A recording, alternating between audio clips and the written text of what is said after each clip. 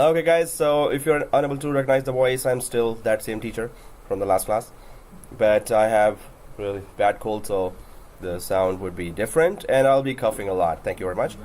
Okay, so let's go ahead and try to have a recap here. So we have our domain controller here and server 01. Now we have server 02 where we have installed the roles of Hyper V. So here server 01 of course is 80 DNS DHCP. Oops, 80 DNS DHCP and seriously, what's wrong with me? Okay, DHCP. So well, and of course GC and group policy. And server 2 we have here's Hyper V. It's a member server and we have Hyper V installed there. We tried to check a lot of other features in a single Hyper V. Now we have talked about Hyper V LiveMigration. In the LiveMigration we already also discussed about that what kind of migration it is. There are a few types of migrations there. So there is that quick migration where you do need a cluster failover cluster to be there. So quick migration was that failover cluster is supposed to be there. Fail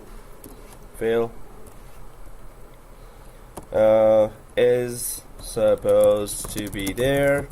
While in LiveMigration and storage migration, so these were the migrations where it is also called no share migration. So quick migration can also be done live. So when we talk about live, we're talking about end users already using the virtual machine while the virtual machine is being migrated, right? So quick migration just have a cluster there already configured. Live migration does not have a cluster. It is the local storage that you're using. So if I just add there local storage, and last time we talked about that in detail as well. Why would we want to use that? It's for small companies to medium-sized companies, especially small companies. And quick migration, of course, you must have that complicated failover clustering already configured. So clustering. So when we do that lab, you're gonna realize that when I say complicated, what do I mean by that? Although it's fun to scare students, right? It's like it's so difficult. When we do that, you're gonna say, that's it? Okay. I'll say, yeah, that's it. Okay. So it will be fun and you'll understand each and everything. So guys, I need to check when is anybody's vacation coming. So after when you're leaving, let me know, because you know, you should not be seeing failover clustering while anyone's on vacation. When everyone's here, please do it with me. Failover clustering, that's one of the most important apps. Anyway, so storage migrations and live migrations, we are doing that with local storage. So no share migration just also means that we are not using SAN as a remote storage. You might see this term as well. It means the same thing. You're using local storage there as a remote storage. So that is no share, and you will see one more word that just means the same thing, share nothing. But you will see as terminologies in some articles, and so no share or share nothing, same thing. You're not using SAN as a remote storage here. You're using local storage, right? Now what we are doing is we haven't configured SAN here yet, and we are going for our local storage based migration. In that scenario, we had done some prereqs there, so we can double check them as well. But some of the list was that it has to be same processor or same family processor, same processor on all Hyper V, same exactly or same family of processors. And second thing is that we had same external switch, same named external switch, virtual switch, external V switch. So that would be clear then. And then we were going for, of course, Hyper V settings, Hyper V settings. All we had to define was their the subnet, and one of the most important thing, Kerberos based live migration, which means what? That oh, okay, that was quick.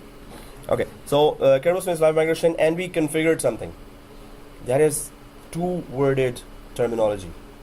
That for Kerberos, we went to Active Directory and did some steps. Those steps are called something. What was that something? It starts with C. Yeah, exactly. Whatever he said. Exactly. Constrained delegation. So, what we constrained delegation. You have to do constrained delegation if you want to remotely initiate live migration, right? So those set of steps are called this constrained delegation, right? So please remember that. And pretty much, and we added our net admin to a security group called Hyper V administrators, and that's it. So if these all things were done, and it covered both server 2 and server 3, whatever was supposed to cover between the two servers. If there were more servers, we would have gone for actually we had to do constraint delegation on server 4 5. Suppose there were 4 5 or up to 10 servers. The main thing is the two hypervisors have to be ready whenever we want live migration. Now, how it's going to happen? Okay. Oh, okay. Yeah, I should have made a post there as well when you were taking pictures. Yeah. Okay. So it's tourists are taking pictures. Okay, guys. So how will it happen? Now that's a bit trickier as well. I'm just gonna go for this other diagram here, so we could understand that even more clearly. First of all, this definition, and yeah, I'm not in front of it. Now, how would it happen? The machine is sitting on server 2 right now, which is a Hyper V server, and we need to live migrate to server 3. Then I'm going to ask you to do the same thing and migrate it back, because it has to be two-way migration, right? So first I will do, second I will give you 2 to 5 minutes to do that, live migrate back, right? So let's see who does that, because when we're about to do these steps, we'll understand each and every step. Then the next is your turn. So I'm gonna live migrate from server 2 to server 3. You're all going to live migrate back from server 3 to server 2, right? So then we're gonna discover if there were any questions. So what happens here, we're gonna run a wizard. So there's a virtual machine right now sitting here, and this is, we're gonna start that machine. It has an operating system, and then we're going to just go for the option called move. And then it will start a wizard. It will ask, what do you want to migrate? So what really will be happening here is, now we have a local disk here on server 2, we have a local disk here on server 3. So and of course this live migration will be happening with storage migration as well. Now what do I mean by that? This is VM. This is a virtual disk of VM, which is .vhdx. So as soon as I start a virtual machine migration, actually in the wizard I'm going to be choosing to live migrate a VM as well as its storage. So we're going to do two things in one. We're going to check if we can live migrate a VM. Then we're going to check if the storage can be live migrated as well. In our case, the storage is, I was going to say very small, but actually it's not small. VHDX is having 2016 operating system, and thank God we didn't install anything else. If we had, it would have been taking that much space as well. So I think it is right now 6 to 8 GB storage as well. So what's going on here? Now, as soon as we start the migration, what will happen, and that's a very smart thing Microsoft has introduced, that as soon as it starts, it's going to create a copy of the VHDX already there, right? So as soon as it starts, it's going to start doing that. And what is the reason for that? The reason is, so it will create a copy while the migration, at the start, while the virtual machine has started migrating, the copy of that, not moving, it's not going to move the virtual disk, it's going to copy the virtual disk. So remember, it's not move, it's copy. Here it is move. But why not VHD is not moving, and why just VM is moving? So this will be the copy exactly of that VHDX. So, well, of course, anything would happen. So suppose the migration is successful. If it is successful, then this virtual machine that has just moved from here to there will cut off. It will cut off its connection from here, and it's gonna be connected to the VHDX here, right? If suppose something wrong happens to the network here, maybe the bandwidth is not enough there, or something else went wrong, and the machine did not fail to move. So this disk was already there, and it will still be connected here. Whenever it reaches here successfully, then only it will cut off from here and will connect here. So we see the logic here, right? The disk, yeah. Yeah, sure. So what happens is that as soon as we start LiveMigrate, first of all, what we are trying to do here is that we want to do not only the VM migration, we want to do the VHDX migration as well. Now, if it was just VM migration, then we can just say it live migration only. That means VM migration. But if the VHDX or the virtual disk of a VM is also moving, you know what is it called then? If the VHDX is also moving, we have a separate name for that. What is that? If VHDX is also moving, then there's, yes. So it is called storage migration. So live migration of VM and the storage migration. We are doing two types of migrations here, right? I think it's not very clear here. So live migration of VM and live migration, let me say it this way, migration of storage. So both we're doing at the same time. First of all, we need to understand that. Second thing is live migration of VM, it moves the VM.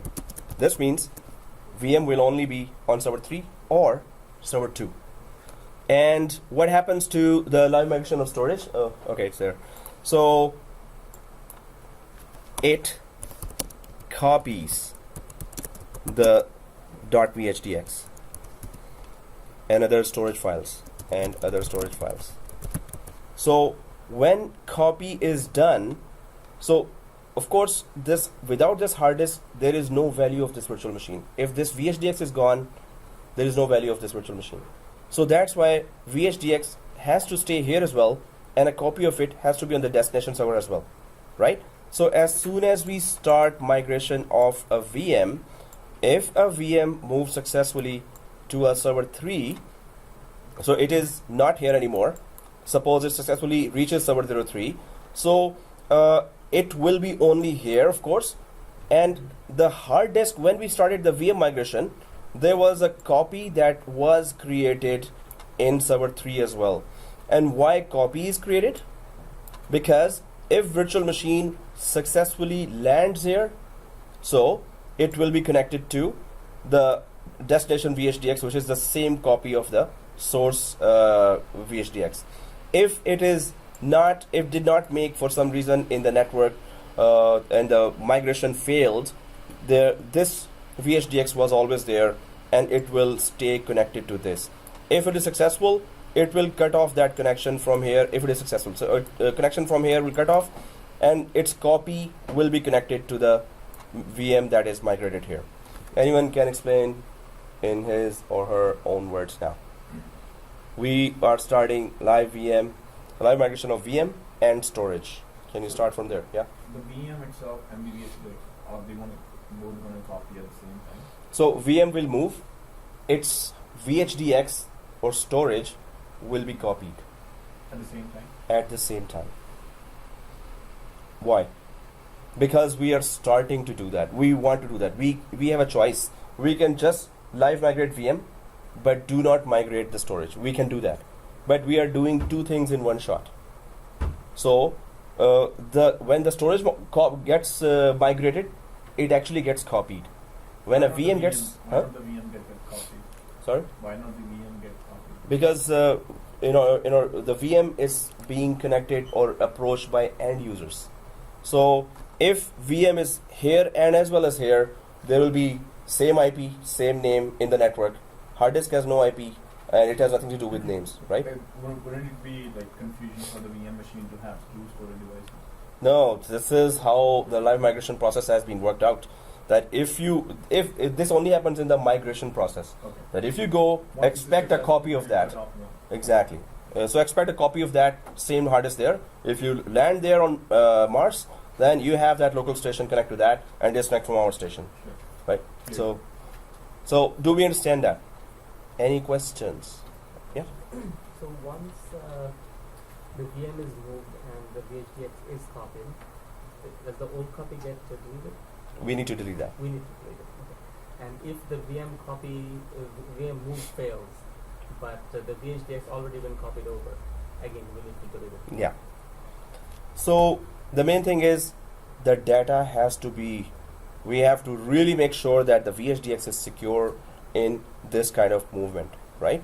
So if it was sitting on top of some remote storage or SAN or LAN here, SAN, so and there would be LANs here, right? Logical unit numbers or remote disks, then you would not be worrying about the storage, because then only VM moves and storage just keeps sitting on the SAN. Storage doesn't have to move unless you want to move it from that SAN to another SAN. That's a totally different scenario. Yeah. In that case, it doesn't matter. It doesn't matter. Exactly. So VM just moves from one place to another. But if it was SAN, but it is not SAN, we are actually using local storage where VHDX is our primary responsibility that it survives. Wouldn't that be more secure? Which one? SAN? SAN. Oh yeah. If we have $100,000, yeah, it will be very secure. So if our company can afford that, please go for that only. But this is for many companies who cannot afford that, and they are really asking for solutions. That was introduced in 2008 actually. Yeah, shared nothing, and then it was improved in 2012, and now it is more improved. But the main thing is actually it's the same.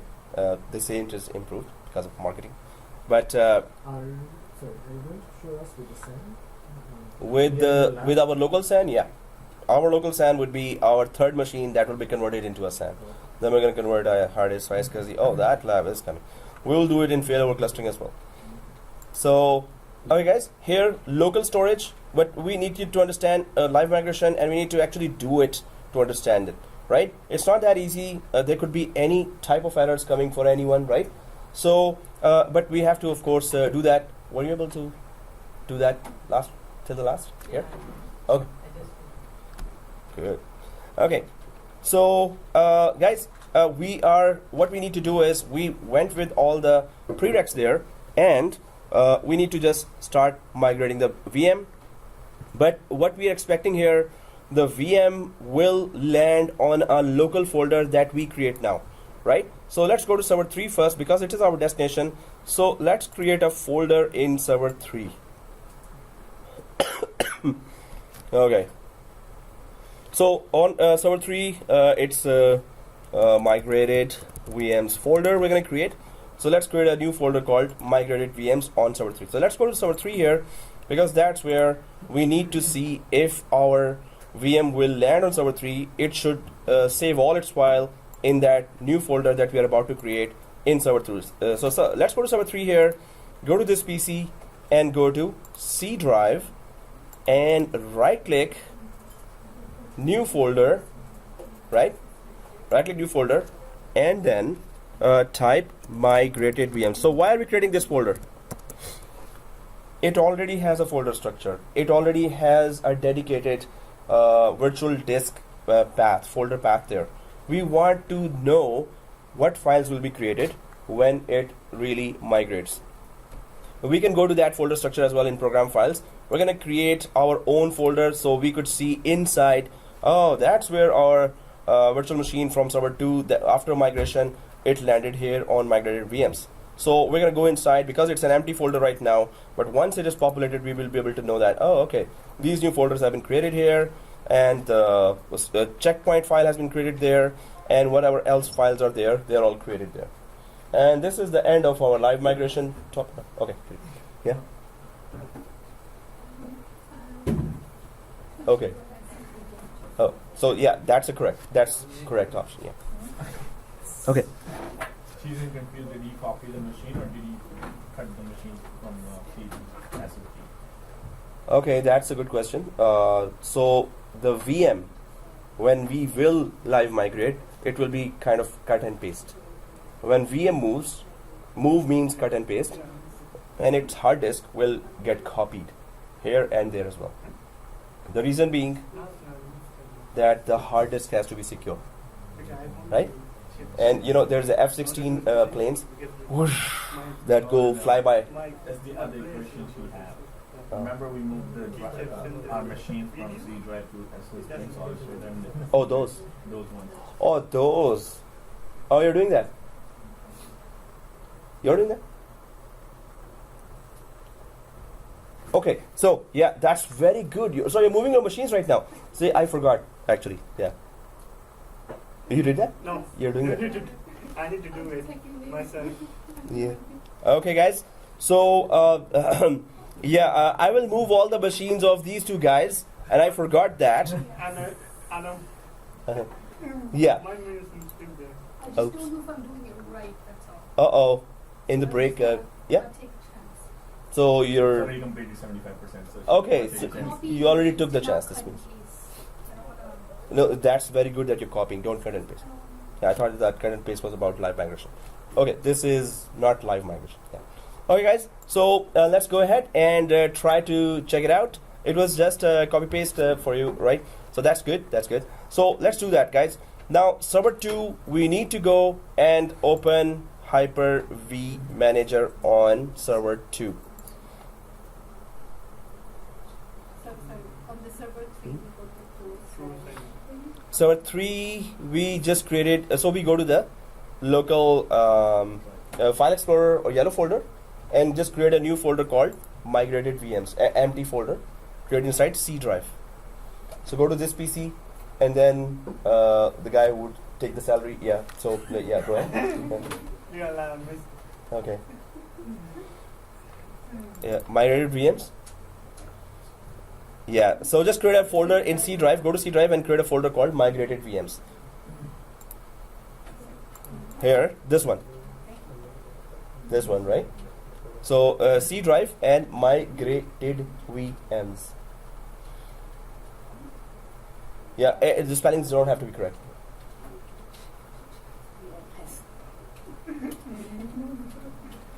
It could be any folder actually, right? So, okay guys, server 02. So if you've created that folder here, let's go to server 2 here, where we need to migrate the machine, and there's a wizard that starts when we are about to migrate, right? So on server 2, do you see TORFS or VM01? Anyone? TORFS or VM01? Okay. So if it is TORFS or VM01, it's okay. So guys, it is starting. Yeah. Server 2. Yeah. Which is okay. Start it. If it was off, turn it on. So guys, right click this. If it is off, click turn on here or start. Normally it is start written here. So click the start button. Okay, the main thing is that while it is started, we need to migrate the machine. Now another thing is, what is the IP of our machine? No, for the virtual machine inside the Hyper V of server 2. So we know that how to get that IP. Either we can go inside and do IP config, But we can go to server 1 here because it's not a static IP, it is from DHCP. We can go to server 1 here and go to tools and DHCP on server 1, open the DHCP and go to the lease, client leases. So I'm just gonna go to server 1, go to tools, go to DHCP. So here's the DHCP, right? And expand that, IPv4, scope, address leases. Whoa, that's too many. So I think this is 58, but now I have to confirm there. Server core is down. I know I didn't start that. So in fact, you know what? Server core, I'm just gonna right click and delete that. I don't need that. Server core, I'm deleting that in order to remove the confusion. Server 2, once I give the IP, okay. Server 2 should not have this IP. So I'm just gonna remove the server 2 if it is written. In my case, guys, do not delete anything else. I have server core that I'm deleting. It is useless for me. Now server 3 is my second Hyper-V. So the only machine left here is Win30 Sasu something. Okay, why am I even reading that? Okay, so my TorFS IP is 58. Can you confirm yours? It could be a weird name because we never renamed that machine. Why I'm seeing server core 1 and server 2 at twice in the Once you're seeing server core, so server core is shut down, right? Look, there are 2 server cores and 2 servers. 2. So it could be 2 times it tried to get the IP, one IP, or when you renewed that or restarted that, and previous IP was taken back and new IP was given. It could be that, but it normally never removes the IPs. So guys, so in my case, 58 is the IP, but let's just go server 2, inside server 2. Let's just confirm that. Suppose you are not able to make sure from here. So let's go to server 2 here and go to TorFS itself. It is running for everyone? Yeah. So right click and connect. Right click and connect to TorFS. Yeah. And go ahead and do IP config. Log in, do IP config. Yeah. Don't delete anything. Okay. So click connect here, and okay, that's gonna take time. So I'm just connecting. Go inside and do an IP config. That's easy, right? Open the command prompt and do IP config. Then you have to go to domain controller and just ping -t that IP. Oh yeah, actually I'm inside now.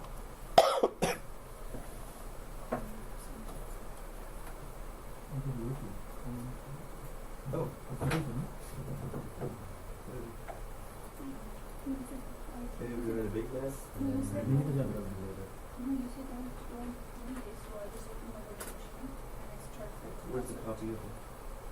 The copy of it is in SSL. So this is all mine. Yes. Okay. You can also go into the C drive. It's there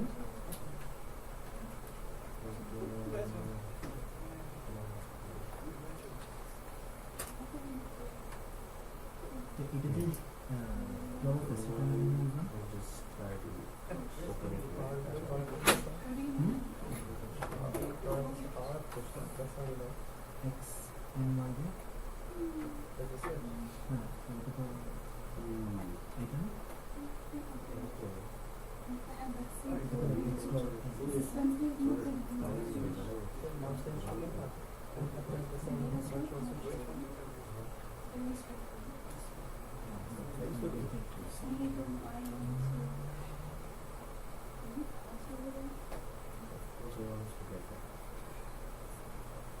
Okay.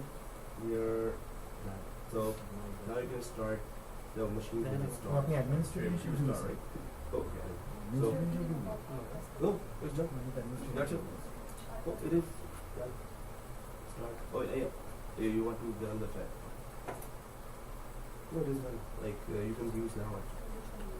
You wanna get on the chat, so I have it. So it's good that you copy. I just connected it. Yeah. Okay. You're done. So you can use them now. You know, I don't make the network and everything, settings up. For Really, there should be two network platforms, yeah? Yeah, this network. No, really, those two. Was it added to the No. Does that- Adam is No. Hyper V. Torrefs is yeah. Chill No, out. I missed because I changed the zone. I had admin You know control. how to configure the all the network. So administrator you do this. But with this, Everything? see, there should be three Cancel them. minimum, yeah? Torrefs is a artificial signal. That's right. I told you. Because I was two. Yeah. So what people you guys?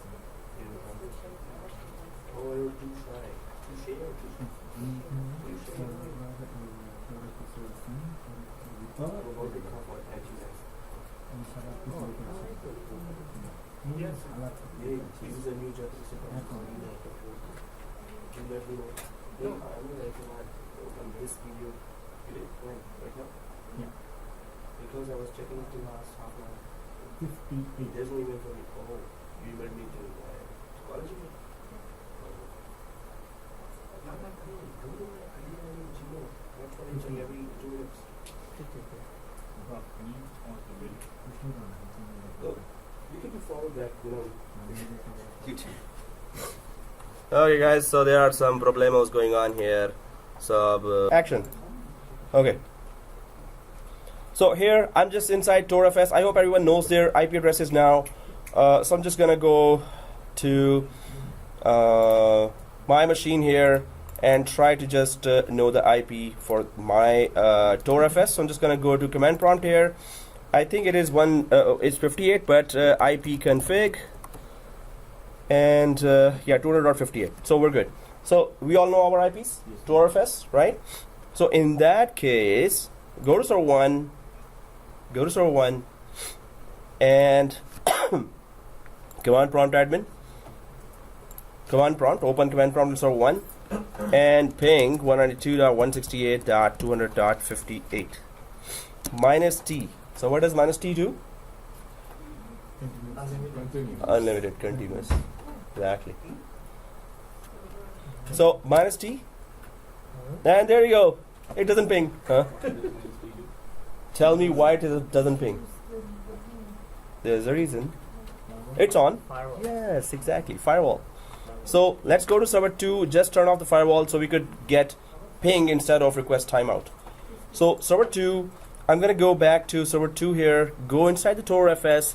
And I'm inside the TorFS now, and right click and just go for, there is on the right side open network and sharing center beside the clock here inside the TorFS, open network and sharing center. So right click the network area, and once you go there, down you will see the firewall, Windows firewall. So if I click there, it is on. Guys, make sure that we are inside the TorFS itself. So it could be because the firewall setting here and the firewall setting of the server 2 they look like the same. So make sure that we are inside the TorFS, not outside TorFS. Outside also it will look like the same. Are we turning off the main or private network? Is it this? So everyone make sure that, do you see on the top TorFS? Because you could be seeing server 2 firewall settings right now. You need to see TorFS firewall settings right now. TorFS is on, that's why it's requesting timeout. So if it is TorFS here, I hope everyone is seeing TorFS. If you have been doing that, there is no domain profile here because we never joined to domain, right? So we're all done, right? So make sure, so if this is off and you pressed OK, that ping should be correct now. Yeah. If this is off, in my case, it is off. So if I go to server 1 now, the ping is correct now, right? So if ping is correct, we're ready. Is it correct for everyone?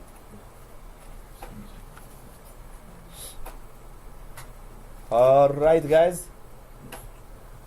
Are we ready? Everyone is getting this ping here. On which machine are we pinging? TorFS or VM01. That used to be VM01. We renamed it TorFS, which is the virtual machine in which we have an operating system. So are we pinging to it?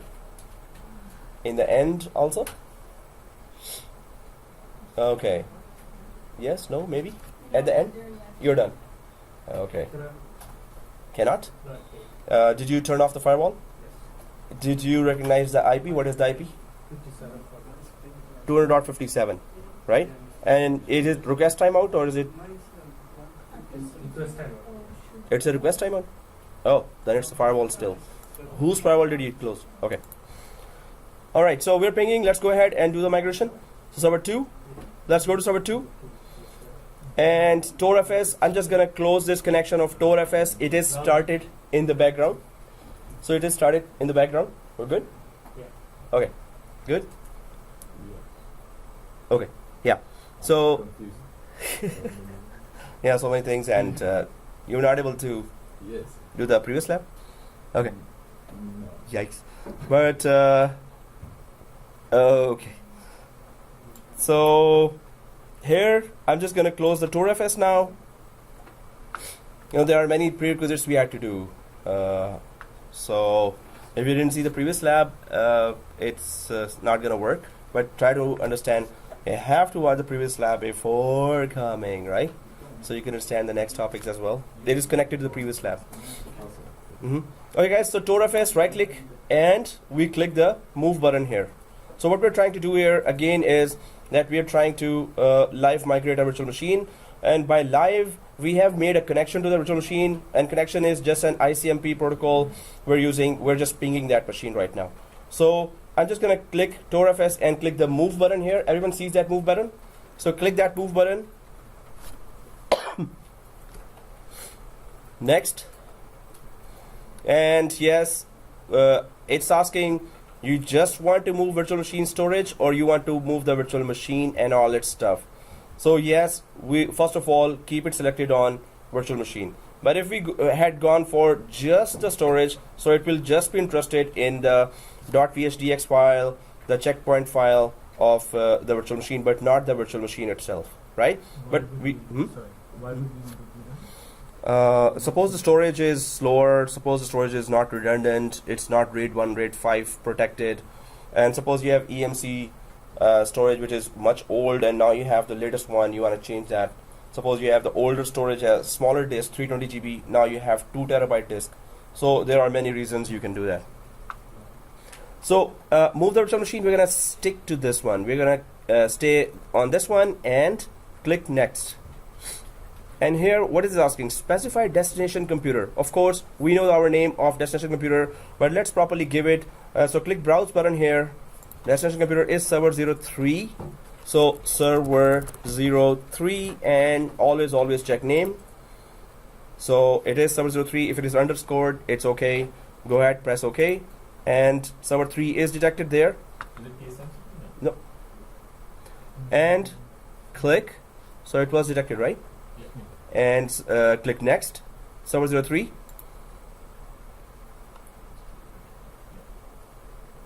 Now we have a lot of options here. Move the virtual machine's data to a single location, which is what we are going for. All the folders should be on the same location. But other options are move the virtual machine's data by selecting where to move the items. This option allows you to select the location of each item to be moved. So suppose you want to move the VHDX to a separate folder structure, you want to move the checkpoint files to a separate folder structure, and all other virtual machine storage files to another folder structure. So it could be 3 separate folders that you can create, or just one folder as we did. We just created one folder and we are going to tell this that, hey, just land all the files of this virtual machine to that folder we called migrated VM, right? But we can just shift them into different folders as well according to different files. Then there is just move only the virtual machine. I'm not selecting that. Move only virtual machine, of course, if we have a, you can see here, shared storage. If we have a shared storage, which means if we have SAN there, then we should use this option here. But we're gonna keep to the above option there, move the virtual machines data to a single location. So let's click next.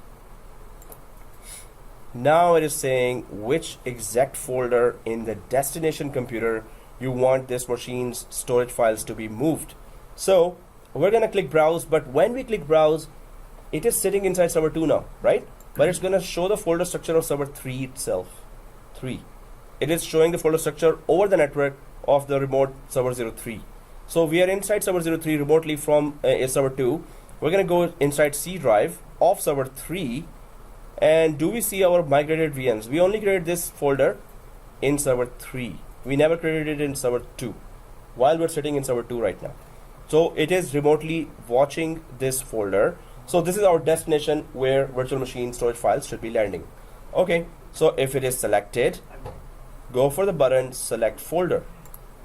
Now it should look like this. C:\/ migrated VMs, right? So you don't have to really create that folder, but we wanted to see what files are there, and is it going to do that if we give a separate destination or not. So if this is C:\/ migrated VMs, one more thing is, did we mount an ISO of 2016 to this virtual machine ever before? So we installed an operating system inside, we must have mounted, right? If the ISO of 2016 Windows is not mapped to the CD-ROM, of TorFS, it's gonna be fine. If the ISO is mounted, it's gonna give us an error that dismount that ISO from the virtual DVD of this TorFS virtual machine that you're about to migrate. Same thing, same requirement is in VMware as well. When you do vMotion, same requirement here. If you have a mounted ISO with the virtual machine, it's not gonna migrate. But let's see that now, if we have it or not, right? So, okay guys, yeah. Why you have different storage size? I have 11.97. This one, size? Oh, this is my operating system size of, so you have also Windows 2016, I have also 2016.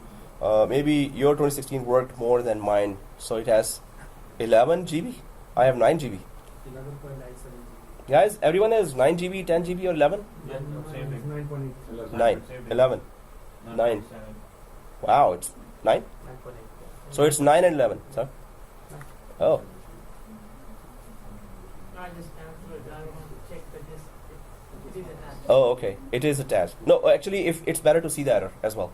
So we will have to then cancel anyway. But yeah, you thought it before. That's good also.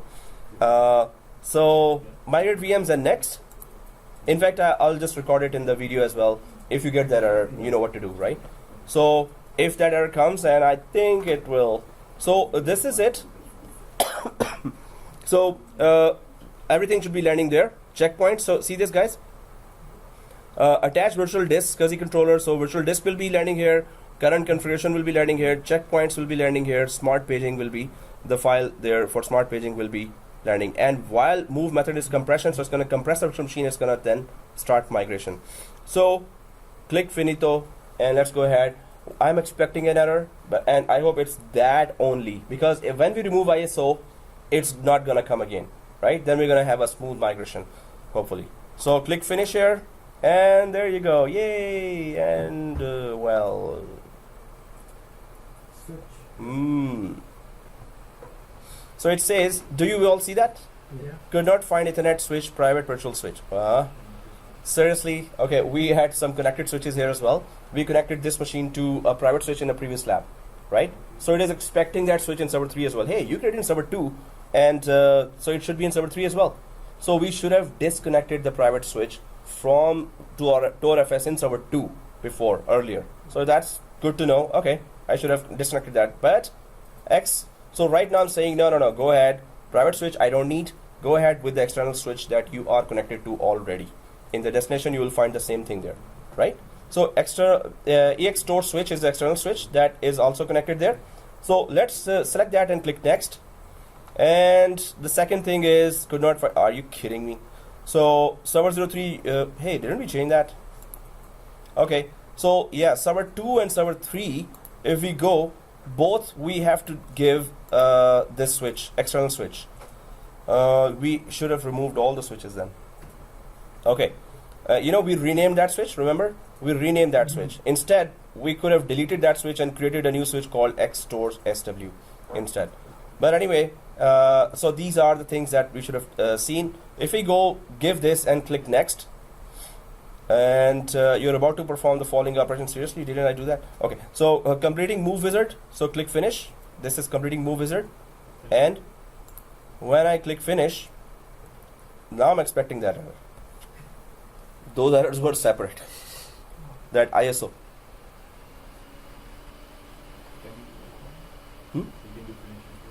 Yeah, click finish.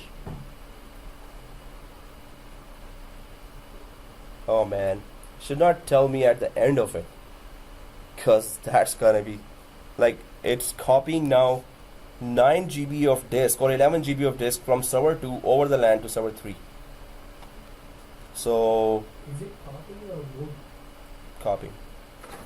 But it says move. Move is moving from. Move virtual machine. Virtual machine is moving. Hard, not hardest. So there is one more moving virtual machine on the server. Yep, there should be. Oh, we'll check that. Guys, did anyone get an error till now? No? Hey, by this time, it should not even reach that. It should have just given me that isolated error way back. Okay, so if I just, it is in the middle of copying a 9 GB disk. So if I go to server 3 here, just to, roam around and, check what's going on. Hey, everything is okay. And I go to tools, and I'm being too curious here. I'm trying not to touch anything here. On server 3, I'm just opening Hyper V Manager here. And then going back here, server 2, if no error is already popped up. Any error is popped up, but nothing. So server 3 here, right now I don't see anything. And if I go back to server 2, it's still working. Server 3 should just automatically pop up. On server 3, once the process is finished, I actually see. the VM03? Hey, that's not fair. That's okay. Yeah, it should be there because hard disk takes time, virtual machine doesn't take time. So you already see that. Perfect. I don't want to. Okay, I'll just refresh it. I'll right click here and refresh. Although I don't want to push anything here. Yeah, it hasn't shown me yet. Anyone seeing? You're also seeing VM03? I got the error. Is it related to ISO? Failed to access. Copying. Done. Done? That's not fair. Oh, I mean, like, that's good, but you finished before, way before us. Yeah. Is it there? We have two connecting networks, right? Two? Two options for connecting network connection. Yeah. So go for EX store switch. Yeah, for both of them.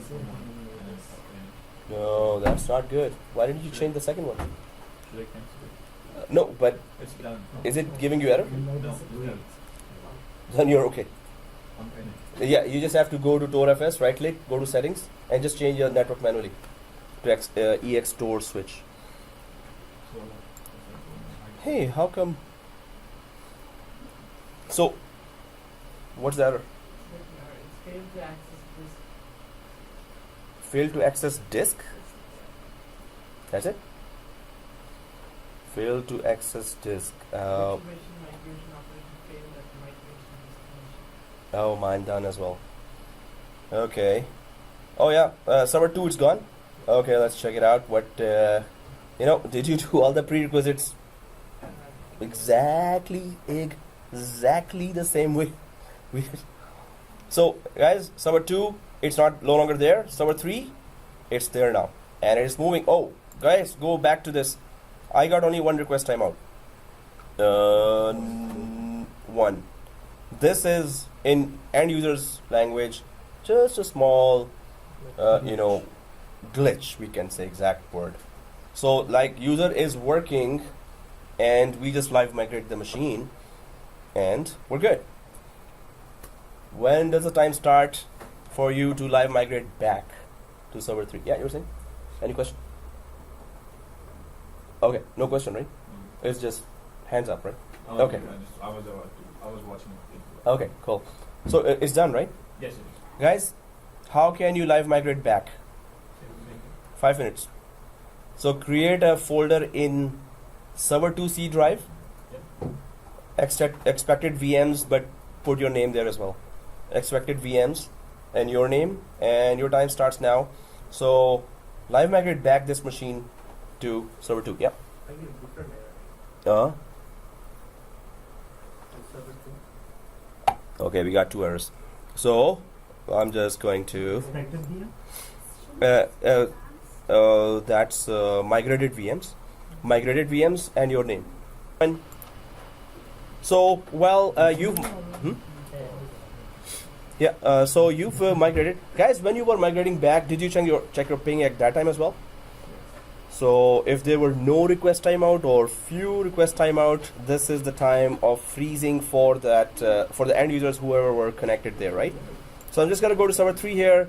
I did ask you to migrate back, so I'm just gonna quickly do that. Server 2, I'm just gonna go there, and for the video, I'm just gonna go migrate back. So I'm just gonna go to C drive, exported VMs there as well. I've already. Oh, I'm on. What? Oh, that's VM01. Okay, that's weird.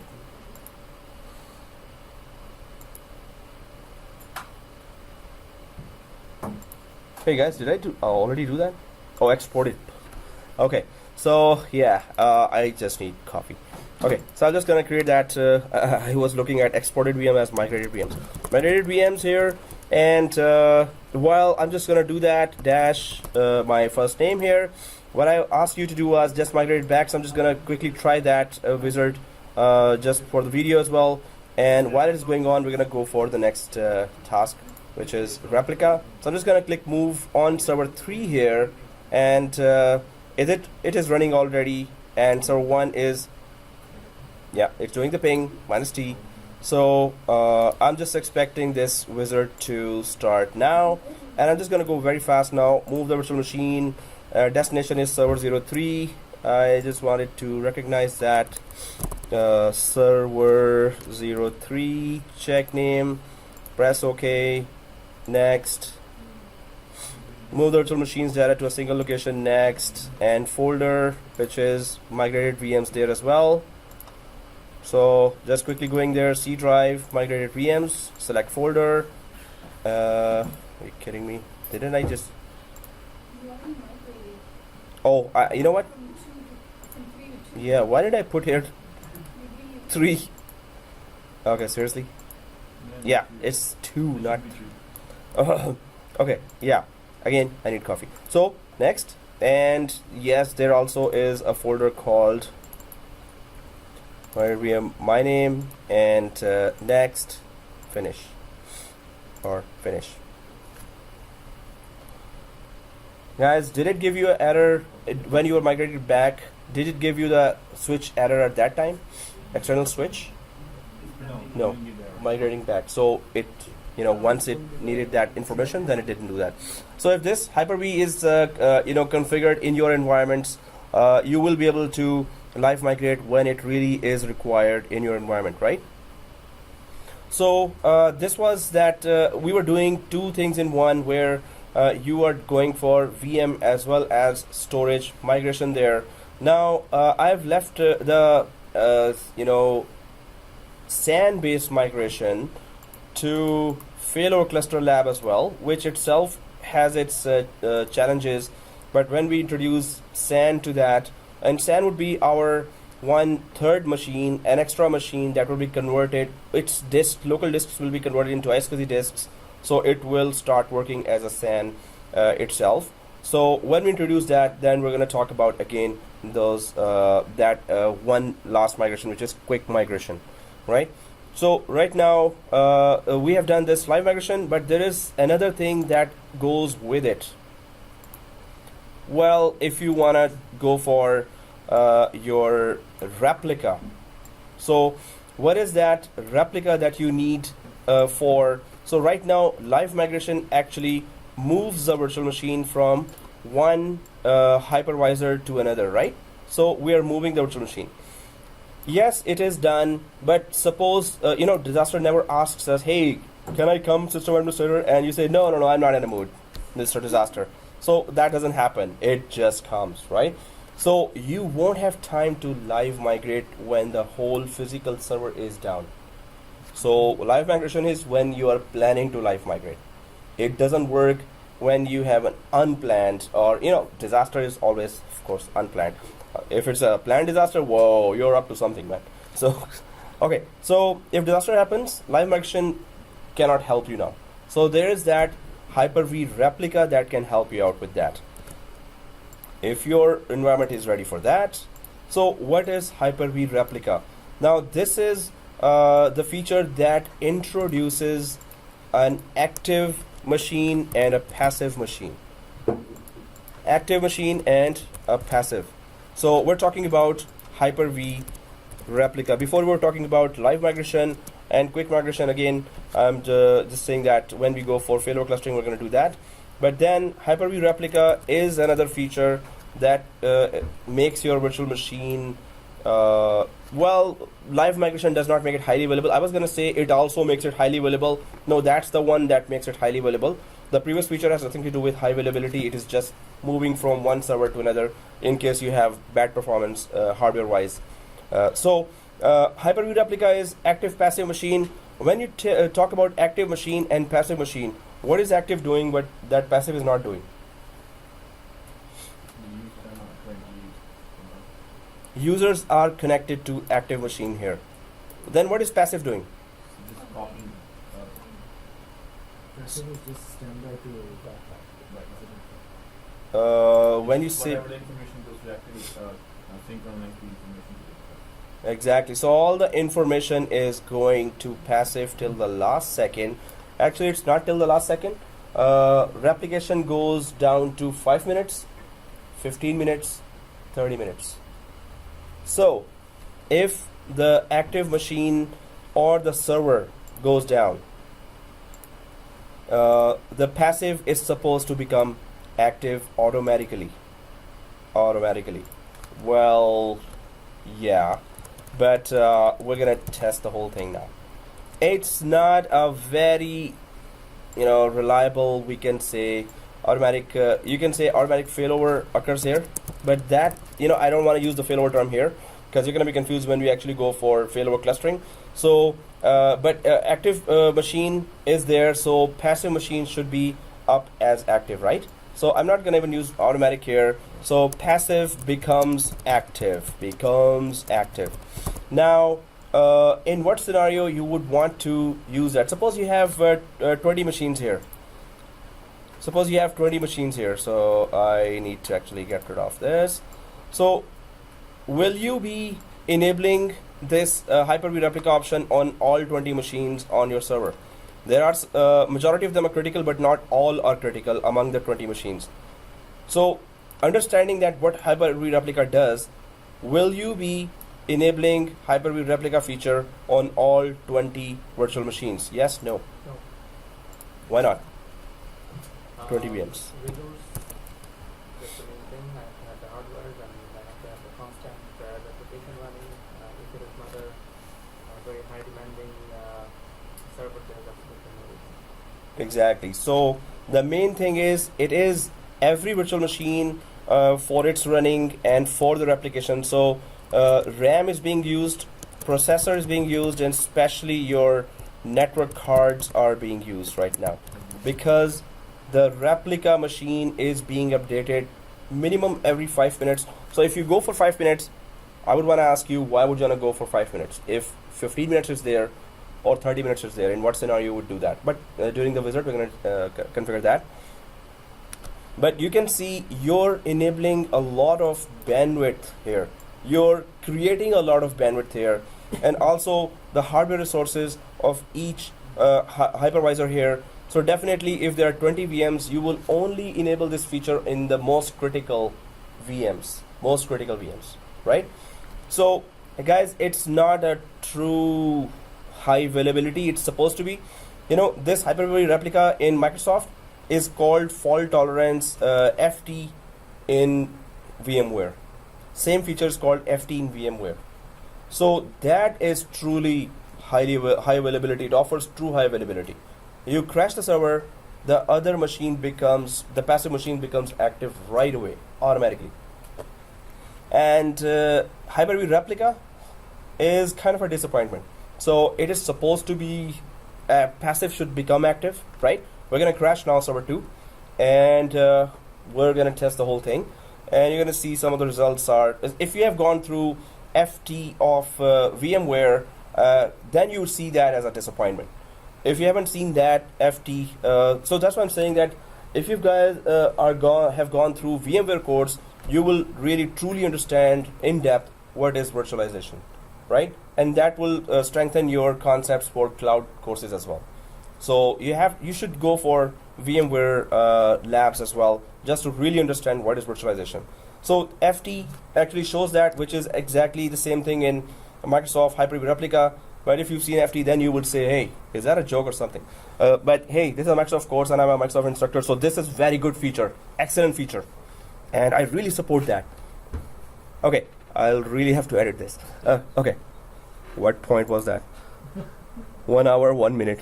Microsoft, I didn't say that, I didn't mean that. Okay, so, yeah, as if they're listening to me. So, Hyper V Replica, let's put some tests. There are very good features as well here that you should know. So if you have that feature, because companies go for this solution, Microsoft related solutions, because they are much cheaper than VMware. But VMware is there for a reason. Companies are paying VMware for a reason. It's very reliable, right? So, sometimes it's our job that is online if we are not using a reliable technology, right? So if we test it here, we can just decide, do we want to go for that? Or if we do go for that, where is our effort required and where it is automatically doing stuff? So that's where, questions are raised, that what I was expecting there in VMware, it was wow. Here it's like, huh, really? But then, what I'm saying here is, if the active goes down, passive should automatically become active. Very simple. So Microsoft says, then I got the answer for that as well. Microsoft is not there without any solution. So they have their failover clustering. So guys, if you say that Microsoft does not offer, or if anybody says that Microsoft does not offer true high availability, the failover cluster offers the best high availability. And we crash the labs there. We treat those labs crazily. And it's always giving us 100% end user connectivity, failover clustering. So on top of failover clustering, when you put Hyper V, now it is protected. And true high availability just means that no matter what kind of, if you lose one big server, end users have no effect on that. End users keep on working. That's true high availability, right? So when it comes to Hyper V Replica, you're going to see that it's not that true availability. When you go failover cluster, you're going to see the actual meaning of what does true availability really means, right? So yes, failover cluster is the main thing. Now let's go to Hyper V Replica and try to configure. Many of the options are configured on both server 2 and 3 here. So server 2 and server 3. So, but we have to configure some other options and try to enable this feature now. So let's go ahead and try to enable that. One more thing here, we can, suppose there's a virtual machine here, you're about to enable here Hyper V Replica feature. As soon as you enable that, it will create automatically its partner on a destination server. It will automatically create its partner replica or passive machine on a destination server, right? So either it can do that, or it will ask, hey, do you have any other virtual machine there that could be my partner? If you don't have any such, so it will create over the network its own partner there. That will be second thing. Active is always on. should the passive be on or started? Started. So passive is an exact copy of active. Now it means IP and name and SID and other things. Well, okay, three main things here. If it is on, it's gonna have problems. So passive normally resyncs while it is not on the network. It is off. Passive is supposed to be off and synchronizing, syncing all the information from here. So whatever users are making modifications here, users are connected here. Okay, connected here. Users are connected here. They're making modifications. All modifications every minimum 5 minutes. They are being synced to an off replica machine, passive machine. As soon as the active is down, passive has to wake up, right? We can failover term is used in replica as well, but never confuse it with the failover cluster itself. That's another feature, right? So it's gonna failover. We can failover from active to passive, passive to active whenever we want.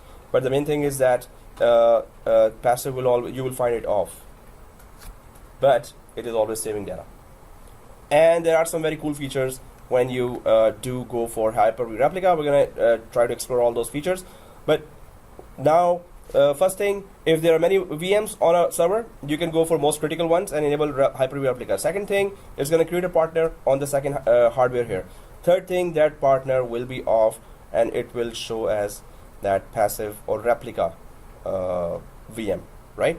So let's go ahead and try to do for some prereqs there. What are the prerequisites here? Very simple. So you have to enable Hyper V Replica on server 02. Same thing on server 03. That's pretty much it. The rest is, if you have your external switch there, it's okay. And the rest is already there. So for server 03, all the other settings that we created, should we blow it all out? Remove them? Actually, we need the same virtual switch setting, and processor is already there. The rest is okay. No, Constraint not delegation. For server 3, like that's saying to build that scenario. I'm preparing a server for replica.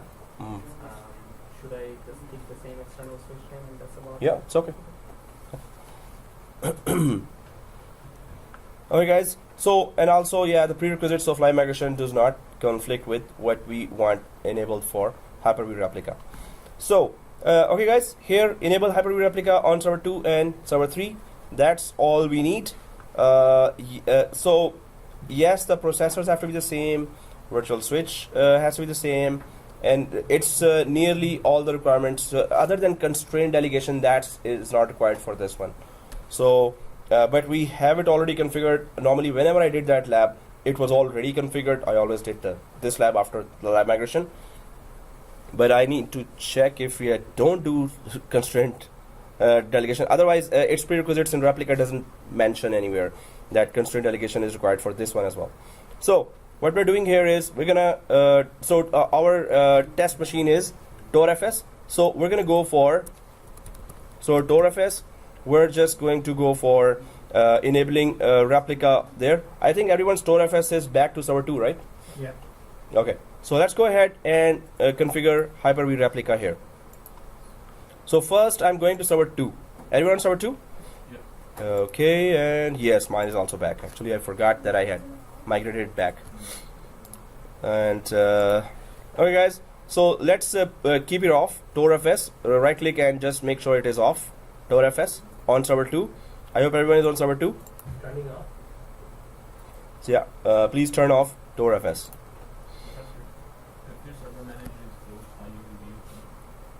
Server manager.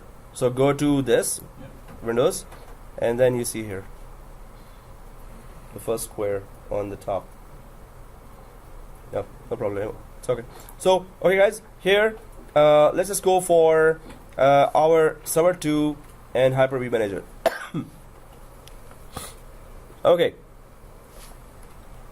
right click on server 2 on server 2 inside Hyper V Manager, right click server 2 and go to Hyper V Settings here. Everyone there? All right, there. Oh, come on, man. No, so this lab you can do even if there are issues. No, what happened is I just migrated. I was able to do it. Oh, okay. I'm migrating back.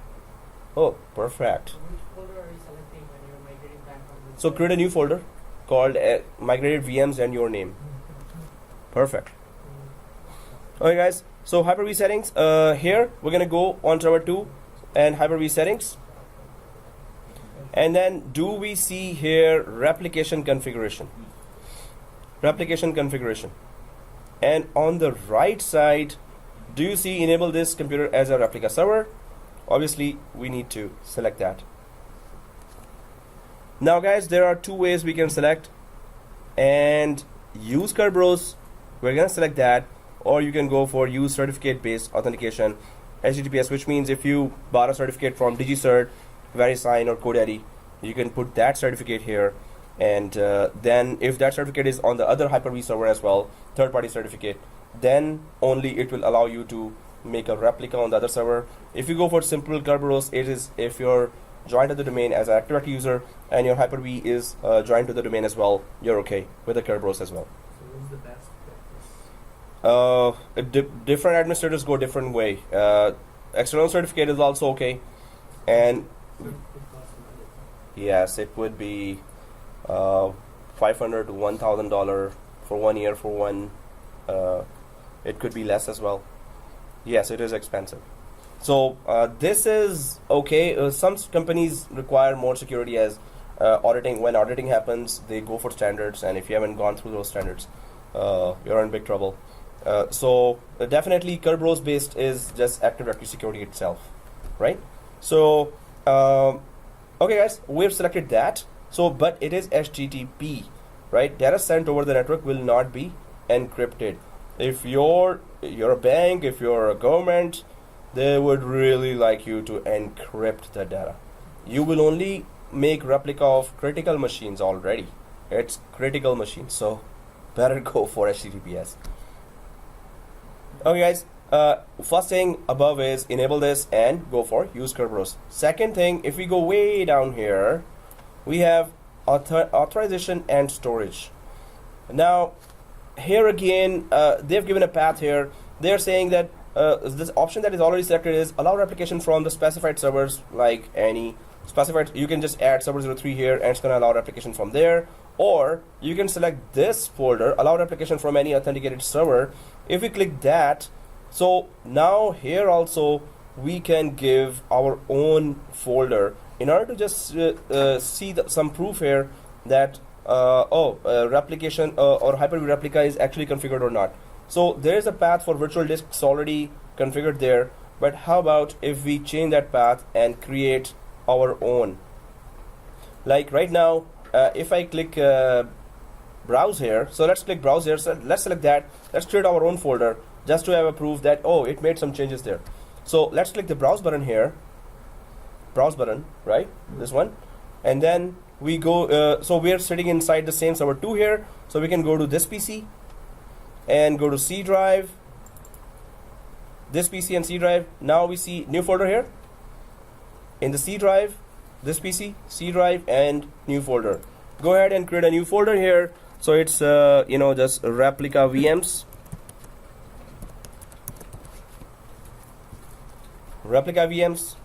and that's it. Select folder. So we can just see when we create something, when we do some activity, it should show in this new folder instead of that other folder, although that other folder is also okay.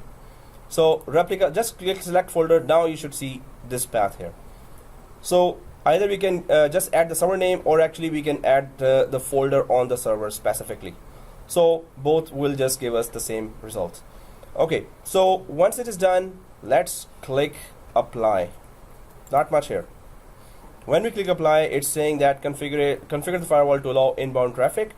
So ensure the inbound TCP exception for port 80 is enabled in the firewall. If your firewall is on, you should add port 80 as exception, which normally is always added in the exception of firewall. So press OK here.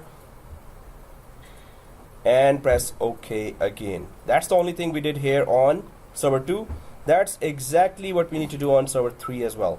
So let's go to server 3, right click server 03 here, and go to Hyper V settings on server 3 inside Hyper V Manager as well.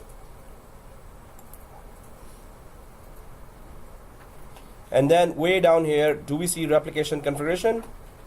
We go to replication configuration server 3, click enable this computer as a replica server, use Kerberos HTTP, and go way down here, select allow replication from any authenticated server, click the browse button here. Understand that, right? Click the browse button here.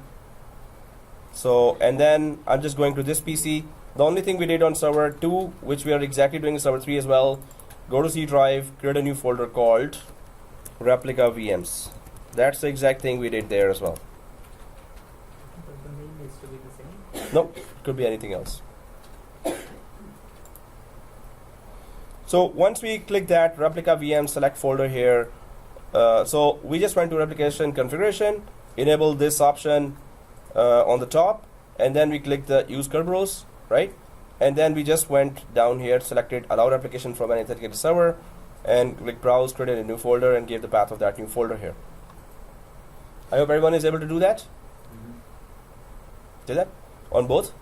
Okay. Okay. Okay. Well, you can still. Well, yeah. Don't disturb that then. Okay. So apply OK, and let's do this. Press OK. Let's do this, or. Oh, I'm reminding a break. That's not good. So yeah, there's a lot. Once we configure that, there's a lot to go to. So is that a break time, or shall we go ahead? Keep going ahead. Keep going ahead. Okay. All right, guys. So there were some shy smiles there as well. So this means we can go ahead. Oh, we're on a break. Huh? Ignore him. Ignore him. We want Okay. Break. I'm just kidding. Yeah. No, we can take a break. Okay. Break. Okay, guys. Everyone. No, all others are kind of request. Yes, teacher. Who wants Break. some tea? Oh. Do you have green tea? Give him green tea. Or honey lemon tea. Or honey lemon tea. I think I have to go for 10 and all now. All right. Well, you want me to get honey lemon tea? No, thanks. After, yeah, I was trying to do this way. Trajectory should be this way. No, no, it's okay. Anybody Just wants? I'm going to make, so yes, Mom, this is special. You? well, actually, I have that. You want it? And you want green tea? I'm not quite sure. I'll check out if they don't. No, it's okay. Oh, actually, it's full right now. I haven't even taken that, but thanks. You should have honey lemon tea. Oh, in the morning I was having that. You want me to get from tea? No, thanks. That's okay. Thank you very much.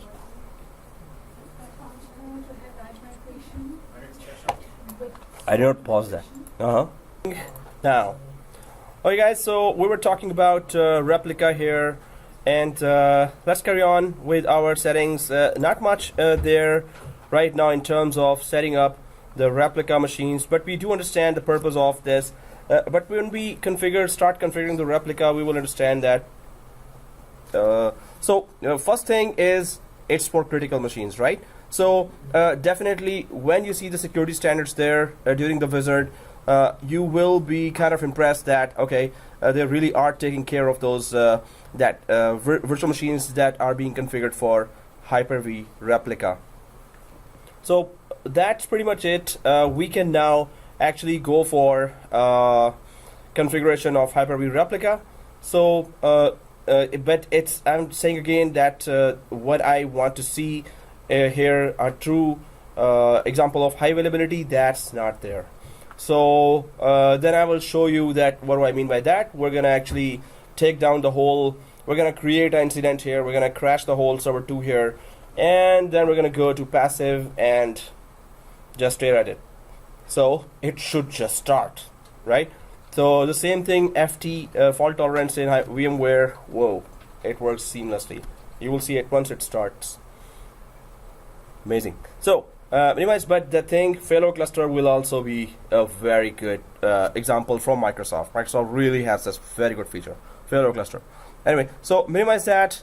So right now what we want to use is Hyper V Replica without the configuration of failover cluster. So LiveMigration, one more thing, one more point I want to make here.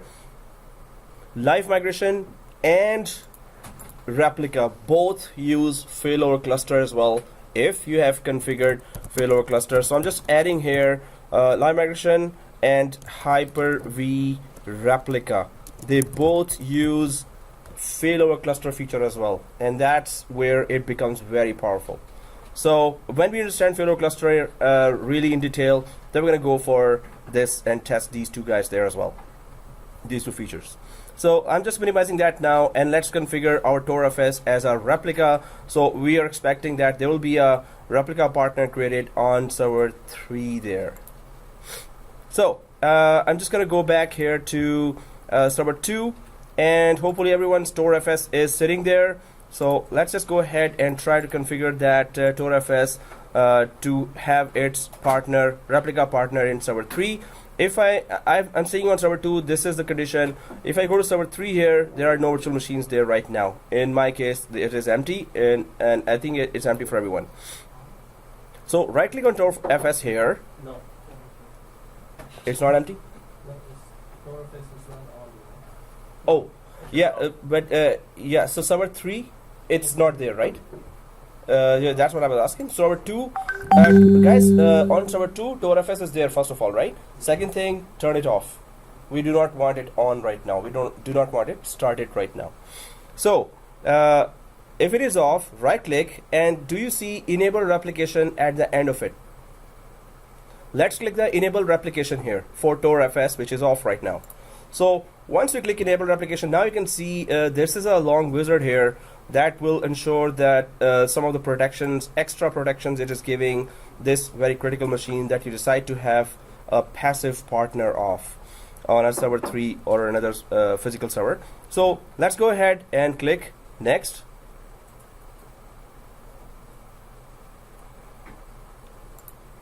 Now it's asking for replica server. So specify the replica server name to use to replicate this virtual machine. We understand it's server 3.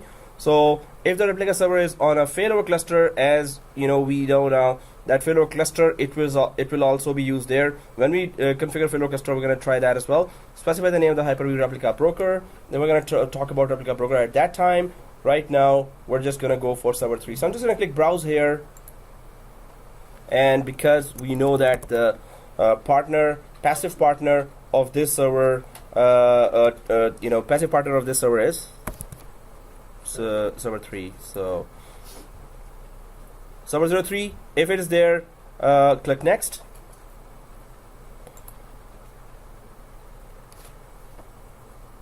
So replica server partner is this. Again, we are doing an unsecure communication between active machine and passive machine. So use Kerberos is what we chose here. That's why the other third-party certificate option is grayed out here. It is expensive. Some companies go for that, some companies don't, but it is a matter of policy and budget and policy. Actually, budget comes first. So then there's an option here, compress the data that is transmitted over the network. This is the same thing we use. This feature was used as well in the LiveMigration. It first compresses the whole data and then it transfers it over the network. So it is okay. It is a good thing. The main thing is if you have multiple machines having Hyper V Replica and you choose this option of compression, you better have good memory and processing available, and also good bandwidth has to be available there. So we're gonna keep all the options enabled here, nothing specific. So we're gonna not touch anything else and go ahead next. Now if we had extra VHDs, yeah, so keep it checked. Yeah, yeah, we should be compressing when. Zip files? Yeah, no, it compresses itself and then it just sends over the network. Then it decompresses it to put it as a actual version. HTTPS. This is what we chose before. when we were configuring the first time Hyper V Replica option. At that time, when we were right-clicking server 2 and went for Hyper V settings, that now at that time we could have given a certificate. Now we cannot. So user Kerberos here and compress the data. Yes, these are okay. It's actually good. So click next. Suppose we had in Tor FS 3 hard disks or 4 hard disks or 10 hard disks. But here what it says: clear the checkboxes of any virtual hard disk that you do not want to replicate. For example, a VHD used for dedicated paging file. Not replicating certain VHDs such as the operating system VHD could result in the replica virtual machine not starting up properly. So if you have some unwanted VHDs, you can actually uncheck them. We just have one and it is okay to replicate that. That's the only one we have. So click next. Nothing to change here. Here it says choose a frequency at which changes will be sent to the replica server. So what would you choose? Actually 5 minutes and 30 seconds, sorry, forgot that. So 30 seconds, 5 minutes or 15 minutes, what would you choose and why? Depending on the applications that is running onto that specific server. If it is very critical financial data is being written, I would go for 30 seconds. But multiple users are connected to it and data loss is very critical. Yeah. If it is not anything like that, then 15 minutes of tolerance is okay. I'll go with 15 minutes. Okay, 15 minutes and 5 minutes also. Depends on the criticality of the application in question. So 5 minutes, 15. What is the standard practice? Again, it depends, case by case, application by application, definitely. So it's your choice. But more critical the application, the data needs to be there all the time during the peak hours. You go for 30 seconds, but then your hardware has to match that kind of performance, right? So normally we don't guess anything. We start that in a test environment. We check it at peak hours. We try to create that traffic in the test environment, and then we check if its bandwidth consumption is not disturbing anything else, right? So anyone else? Why would you go for 5 minutes, 15 minutes, or 30 seconds? 5 minutes, 15 minutes? It depends on. So everyone agrees to that it depends on the criticality of the virtual machine here. But 30 seconds is like too frequently. So it better be very good machines because, so guys, when you go for 30 seconds, of course, we cannot let it use our normal network card. Then you should be going for separate network card. So suppose you have a NIC here that is also taking DNS traffic, DHCP traffic, file server traffic. So go ahead and create another NIC here. So the first NIC may be the local LAN, it's just using all the normal traffic that is coming in and out. And the second NIC would be just for the replica virtual machine being used for this NIC, and it is connecting to the second network card. They are only connected to each other and doing a replica for that. So I would not use this first network cards there. But right now we are just trying to go for the easiest scenario. Then I would recommend that please go ahead and add a second network card and connect that replica to that, and then try again with the replication if it works or not. Any questions here? Main thing, keep it away. This is the same in FT as well in VMware, that you go for two separate network cards there. You create a new virtual switch there. You create two network cards there. So connect this replica to that virtual switch, which is separate from the virtual switch that is handling all the LAN traffic. So this is handling LAN traffic. This would be handling just the replica traffic between the two. So that's how you can just minimize all that network bottleneck. Okay, so if we are going for 30, let's go for 30 seconds actually, and we need that proof as well. That is it replicating everything? Is there somewhere it is reporting that I've just replicated and the next replication time will be, and it will give you the next 30 seconds time, expected time there, right? And trying to spread the viruses as well. Let's go ahead.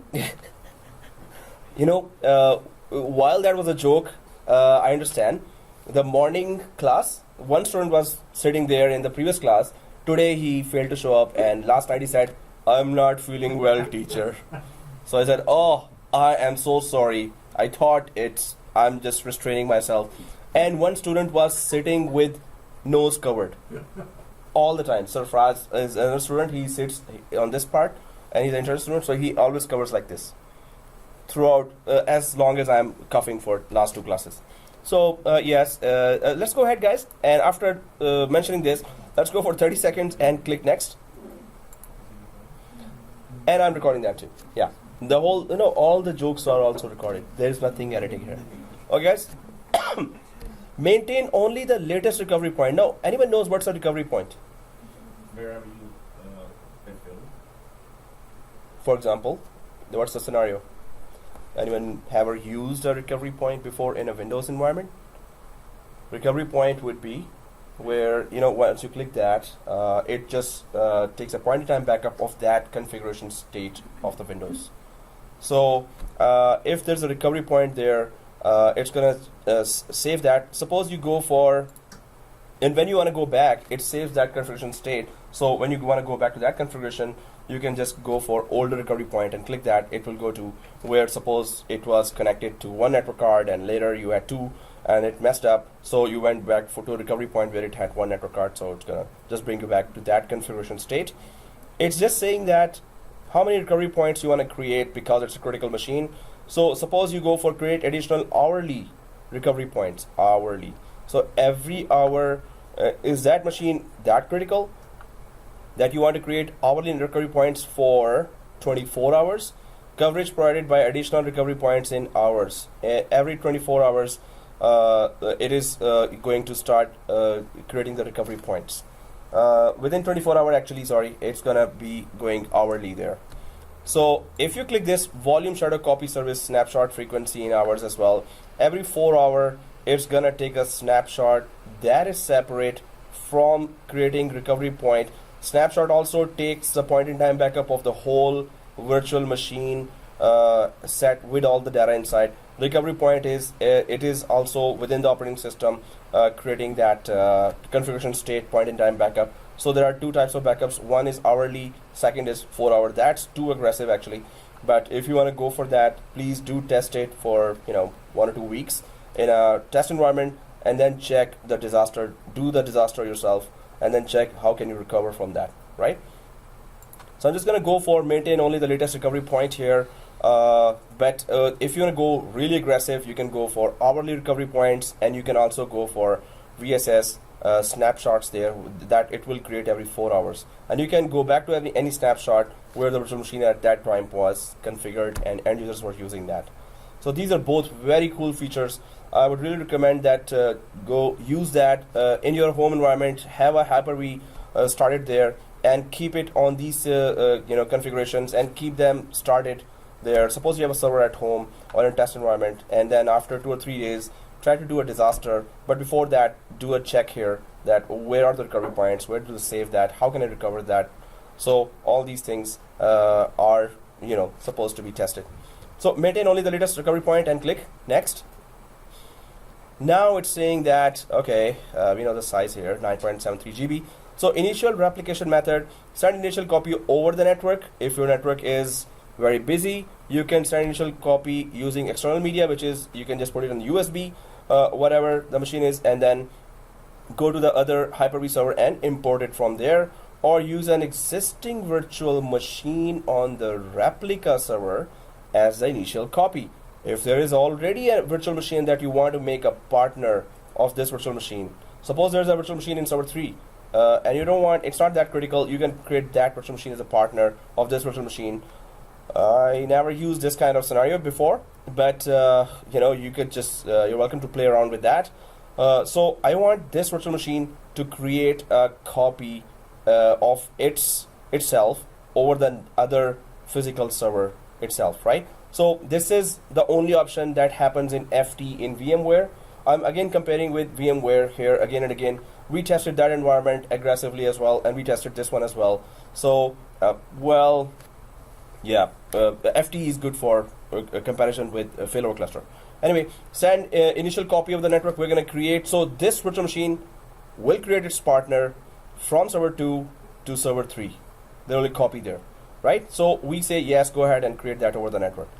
and schedule start replication immediately. At once, whatever changes I start making in this active machine, send it every 30 seconds to that passive partner that we are about to create in server 3, right? Starting now, like right away. So let's click next here. So we're not changing anything here. We're just trying to understand what are the all options we have and why would we use that. So click next here, and hopefully no one gets an error. So click finito.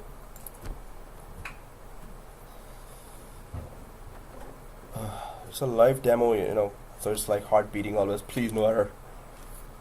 Anything could happen.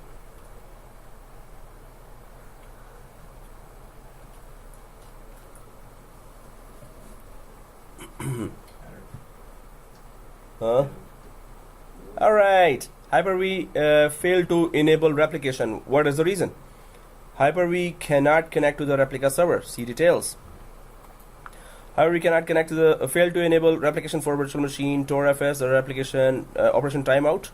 We cannot specify server 3, the operation timed out. Verify that the specified server is enabled as a replica server, allows inbound connection on port 80, and supports the same authentication scheme. Hey, didn't we just configure everything the same?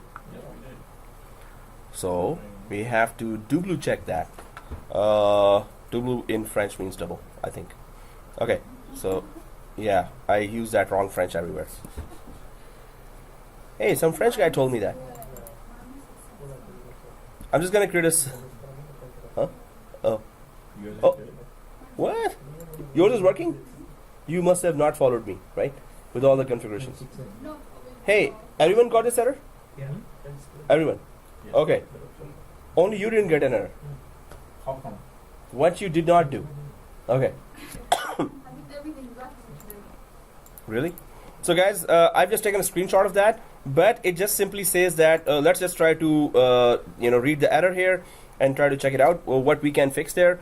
So verify that the specified server is enabled as a replica server, server 3, and replica server allows inbound connection on port 80 and supports the same authentication scheme. So guys, let's check the firewall of server 2 and server 3. So I'm going to server 3 now and going for server manager there.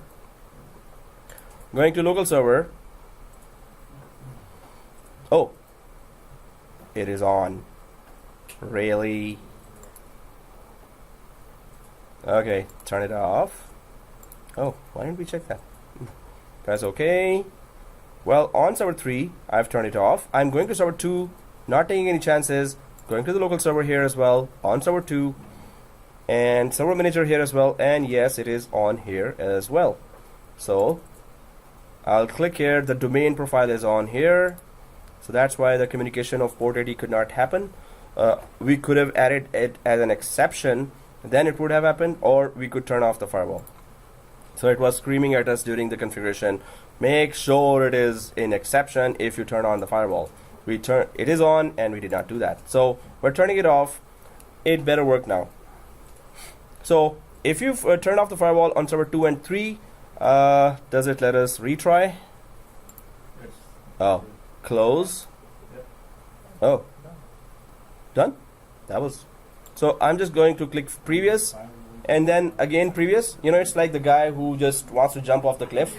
Not off the cliff, across the cliff. So I'm just going back, and then I'm going to run now. So click next. Huh? That's it? You want to jump off, right? I want to run first to, initiate that speed. So click finish. Enabling replication. Oh. So guys, do you so what's the proof the passive partner is there? Well, we can just go and check, right? Server 2. Is it started? Server 2. We can start it. Perfect. So yeah, Tanesh, you were able to do that? We are able to start the machine with What happened? Same error? No. Hey, you're gonna get all her salary, but you have to work really hard for that. Done. Good. I just Perfect. Good team. Okay. So let's try. Okay, guys. So server 3, server 2, and now, yeah. So the proof and some testing, right? So if we go inside our Hyper V manager, TorFS is there, and if you, so I'm on server 2 now. Server 2, TorFS, right? If I go to server 3 here, where it was empty, and go to Hyper V manager there as well, now it has TorFS, which is off, but it is off there on server 2 as well, right? So first of all, everyone sees that TorFS, right? Second thing is, if I go to server 2 back here and go to TorFS, of course, end users need to connect to that, right?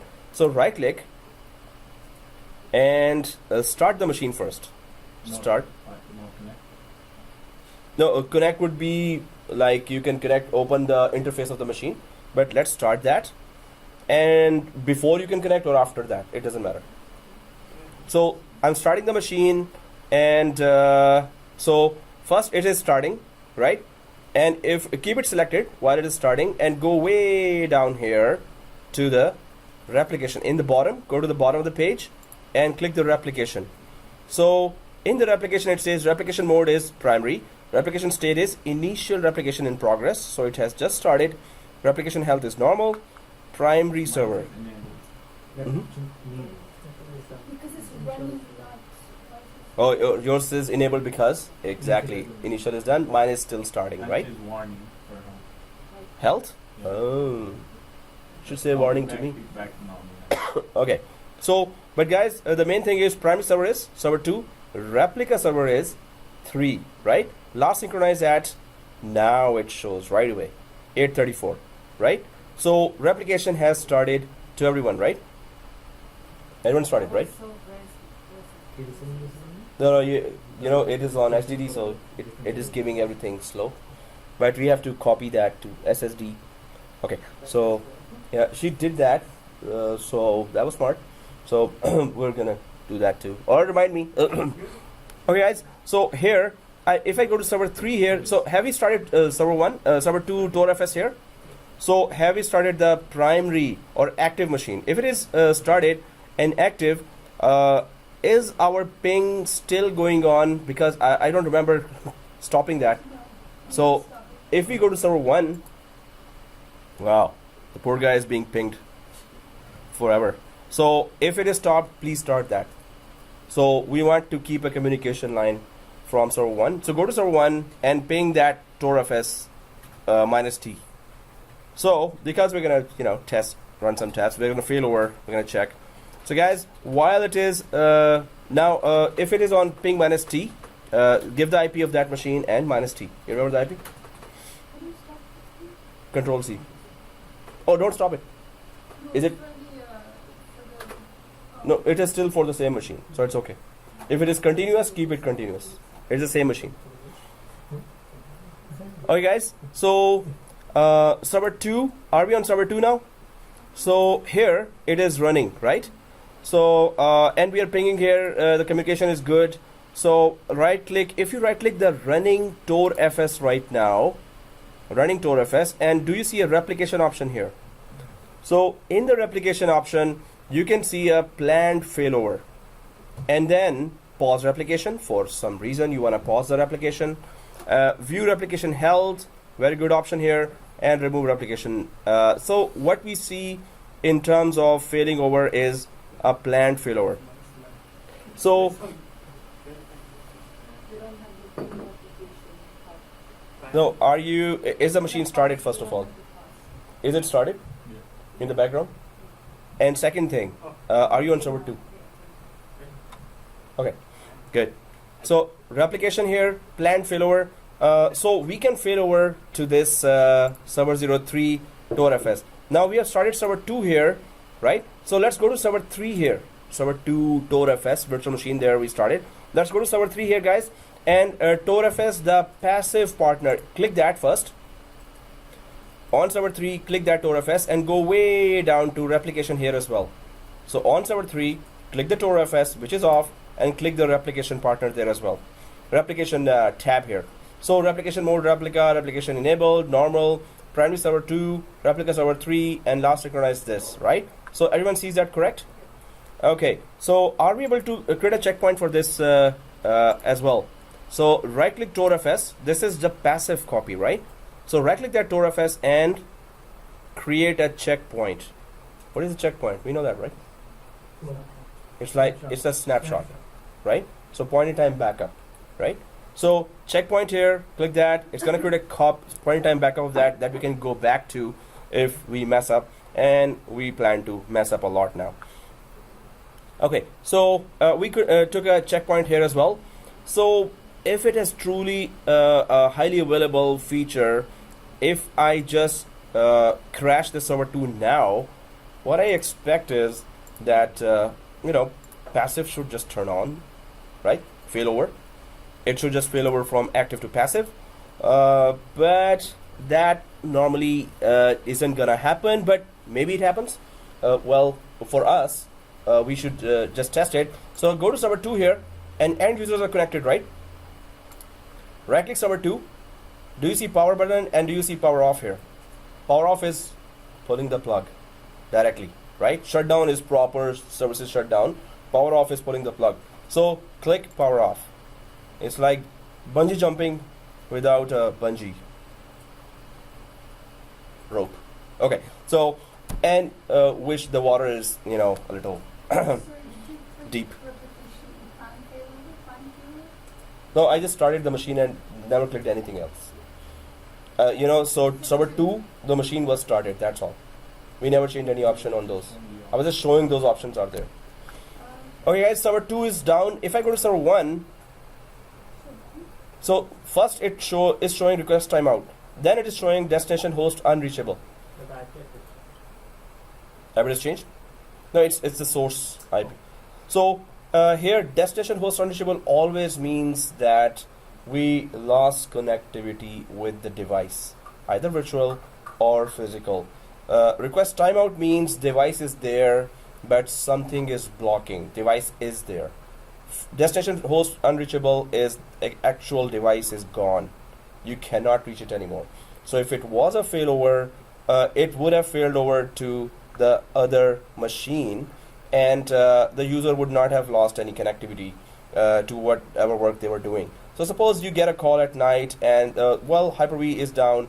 So what you do now, its partner is sitting on server 3, and first of all, of course, it's nighttime, so you might be expecting, okay, nobody's connected, but still you have to make something work here. So you connect remotely and then see this, oh, server 2 is down. I'm gonna solve that later, but first I have to make that machine up and running. We know that initial replication worked fine. So if you go to TorFS here and right click TorFS, that's the only thing we have, right? So if we directly start this now, while the disaster has happened already, so click the start button here.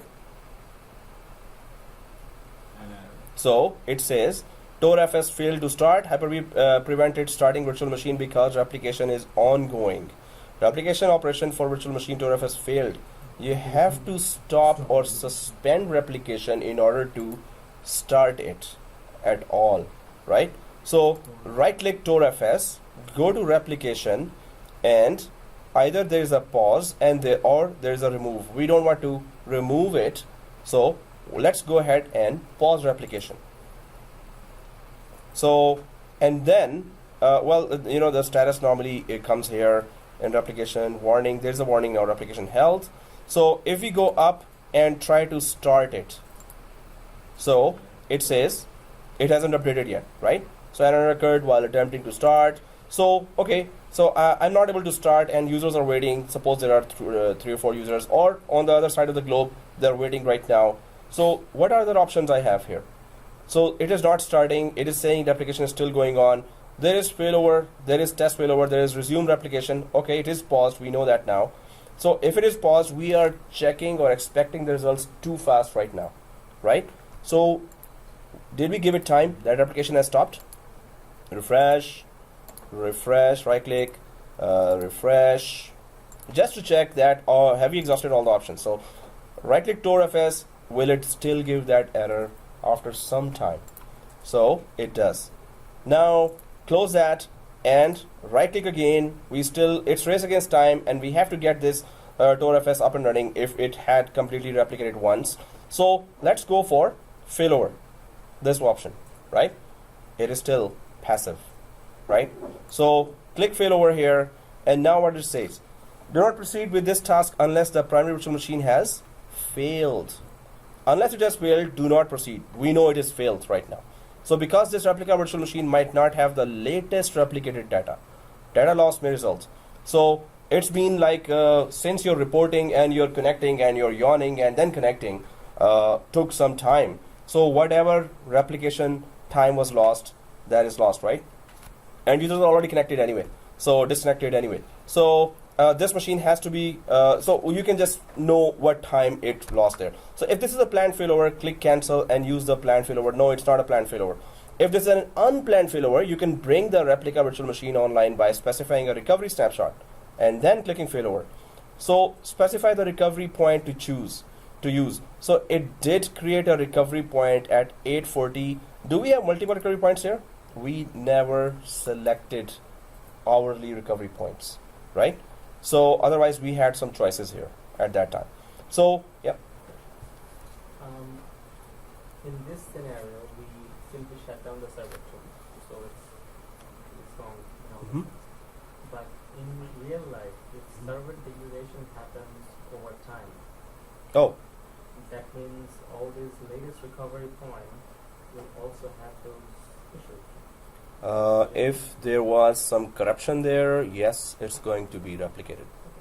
So we have to really keep an eye on the event logs of that server. Same for Exchange server databases as well. Yep. Same for all the replication.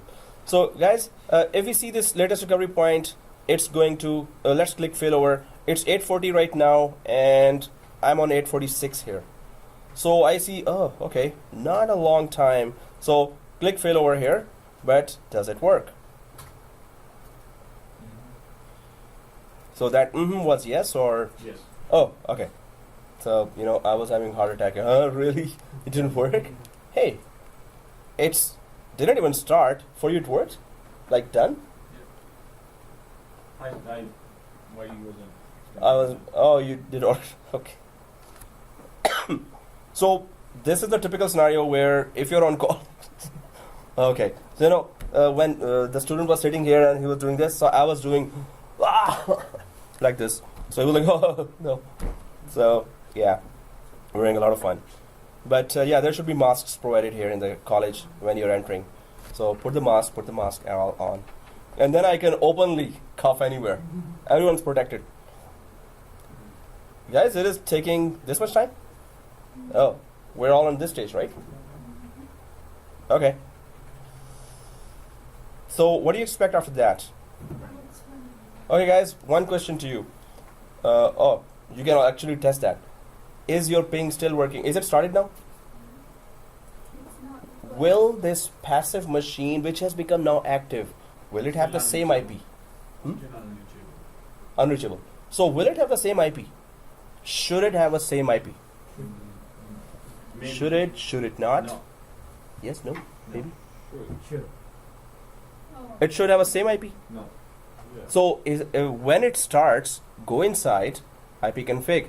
You know, a DHCP would have given a new IP, new lease right now, if your machine has successfully failed over. If there was a new IP, your DHCP right now would have a new lease given right now. So if it is the same IP, of course, your ping should be working fine. Once it is done, you will see that. So suppose you failed over, you've actually clicked the failover option here because it's a manual option, and the Hyper V actually was restarting. The first server was actually restarting. So you're at home, you cannot know that it was restarting, although ops guys are normally there and they can also tell. You can tell the ops guys, hey, can you go down and check if it is restarting or something? I cannot ping right now. I cannot connect from ILO or from other management tools here, or KVM also from KVM switches, right? So we use KVM switches, KVM over IP, right? So from that you can just check if the server, what's going on with the server, if it is Blade servers, right? So suppose that is restarting, and it has restarted, and you've already failed over now, and there it also thinks it's active, and this is also thinking it's active. At least the IPs should be different if the accident does happen. So first of all, we have to check as soon as it is up, will the IP be different or will it be the same? It's different. But it's also a different class of 169.254.9.8. Oh, it's a pipa. It didn't even connect to the... It's mine's .61. No, which IP it is starting from? 192. 192? Okay, it got from DHCP. Yours is from 169 starting? It did not reach a pipa yet. You can connect that virtual machine, check its... I connected the machine, then after... no, check its switch. So Is it connected to external switch? So I have to stop ping and ping that IP? Or what do you Yes. Start pinging the new IP. So guys, it will have done. Cannot? After so long. Hey, how come anyone getting error? No? Anyone done? Oh, I'm done. Hey, what did you do? It's connected to an extra card. And then I Somebody has to do troubleshooting now. Okay, so TorFS is running. It started because I failed over manually. So first thing, I had to manually fail over. In FT, VMware, it automatically starts right away. So, well, I'm still comparing with, so you should know as well. First, did it done? Done in the end? Oh, sorry, I forgot. So in Hyper V, It's never connected. Never connected? Never connected. It never got a DHCP IP. Oh, the machine started. The failover is done. No, even the beginning. Oh. Wasn't doing that. Oh, okay. I couldn't even ping it. So if it's connected to external switch, so it should be able to communicate with outside world. Sir. As well as, Mine's hey, not T-shoot. back to Okay. So, guys, let me just show something here as well. I'll just go for the DHCP lease. I can go inside the machine as well and check the IP. And of course, this ping, I'm just gonna click here and Control C, just stop that ping, because of course it's not the same IP. Or oops, there's Control C. Yeah, it's stopped. Control C, and I'm just gonna go back to DHCP here. Address lease, and I'm gonna refresh the DHCP on server 1. In the address lease area, I'm gonna just click the refresh button. Oops. Okay, so one of this is, my IP. Okay, that's too confusing. So I'm just gonna go back to server 3, and I'm gonna go inside that and connect to that machine, and just simply IP config it. No, you could try again. The same procedure. Just click next. No, but what was the error? It just closed it. No, you should take a screenshot. And errors are our best friends. it basically asked him to go to a newer recovery point, but there was only one recovery point. Okay. Didn't we give enough time for the recovery point to be created? Okay. Well, don't do that now because your server 2 is down, right? So, okay, guys, let's start server 2. Everyone, let's start server 2. So, Mhm. just type down, but I'm not able to find the IP address for server. You're not able to find the IP in that new machine. Yeah. So, did you go inside the server 3 base to AutoRFS now? Yes. So let me just go inside. So start server 2, guys, everyone.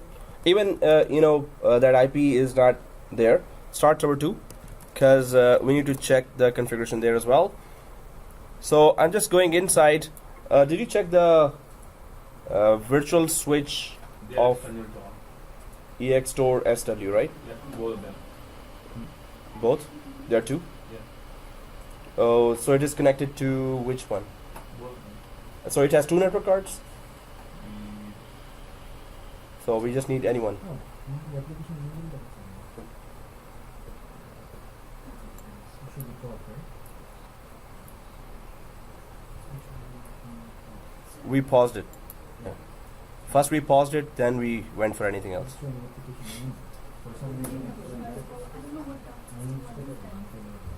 What? Is?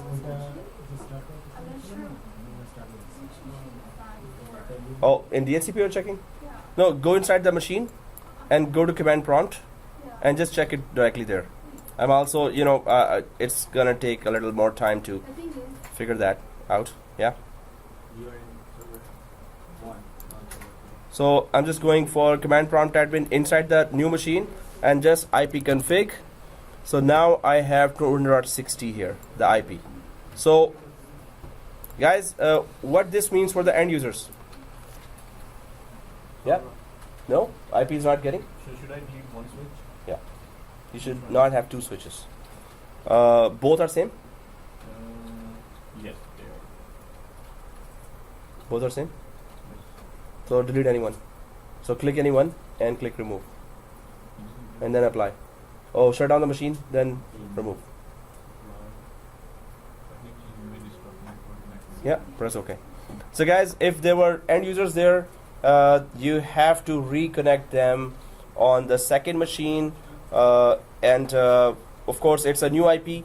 But if it's the same name, then you don't have to. Then you can just simply say, suppose the users were using an address here for, let me just show you. So if the users were, it's not if, users are normally given a name of the machine. Suppose this machine's name is file server 01, right? So that file server 01, which was actually in the active machine on server 2, it went down. Huh? Still 1769. 169? It's not reaching DHCP. Is your DHCP up? Oh, yeah. You know what? Okay, guys, I was going to say this, but there are some issues there. One more thing. Once you, when is the time when you don't get an IP? Obviously, when you run out of it, right? So go to server 1 here. And delete some. Yeah, so go to server 1 here, and inside your address pool, do you see here exclusion range? Go to server 1, go to address pool, and exclusion range. Do we see that? Exclusion range? Delete it. So right click like this, and do you see delete? If this situation doesn't come to you now, it would come to you later. So if you go to DHCP, go ahead and go to address pool and delete your exclusion range. Exclusion range was there just to clarify some DHCP concepts. We don't need that exclusion range. If you get 169, if you're not getting now, later you will get it. So go ahead and delete this exclusion range. That's for everyone. So once you do that, yes, now try that. It should come. So go there, ipconfig/release, ipconfig/renew, the two commands inside ToRFS. Open the command prompt inside ToRFS, ipconfig/release, ipconfig/renew.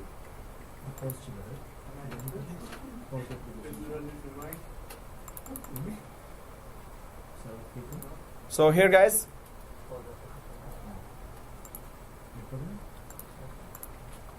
resuming now here. So guys, we were tracking IP addresses here. Normally in a production environment, you're not supposed to track IP address for end users. End users does not have to know IP addresses. They normally know a name here, right? So file server 1 would be the name there for that server. So you don't have to tell end users that, okay, now please change the name here, right? So IP address may change, but the name will always remain the same because it is an exact copy of that server, right? But we had there the other IP because we gave it that IP from DHCP. So for end users, you're gonna say as soon as this server is up, you're gonna say just try the same link and it should work now. So it should be exact copy of the active server, but just tell them, okay, suppose it was file server 01. So they will put file server 01 and the passive machine which is now active will also be reached with this same name, right? So for end users, the first thing you have to do it manually, right? It's not automatic. Active to passive failing over is not automatic. You have to do it yourself, right? So the second point is, hey, welcome back. What happened? We'll be doing this in So that was troubleshooting. Troubleshooting as well, yeah. So, welcome back. That's why I'm saying welcome back. So, okay. So, no, I'm just making another point here that is very crucial to understand. Okay, no, I'm just enjoying this. So, okay. So, file server, the users should be knowing just the name, not the IP. So, we were worried about the IP, right? So, we should not be worried as well. Passive machine starts. End users are supposed to just know the name, and that name is always the same for the active and for the passive, right? But guys, let's do a check on that as well. If active is up, is active up now? So what is the name here? So are you inside the TOR-FS of server 3 right now? TOR-FS server 3. So if I'm in server 3, are you inside the TOR-FS server 3 and also inside the command prompt? So just type the command hostname.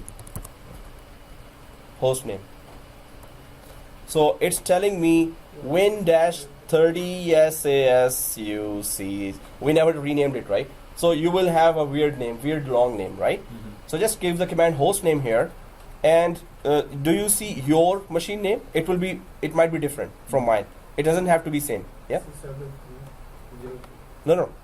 So it is the TOR-FS, the passive machine that we just started. The passive that became active right now. So go inside the virtual machine and then check the operating system name there.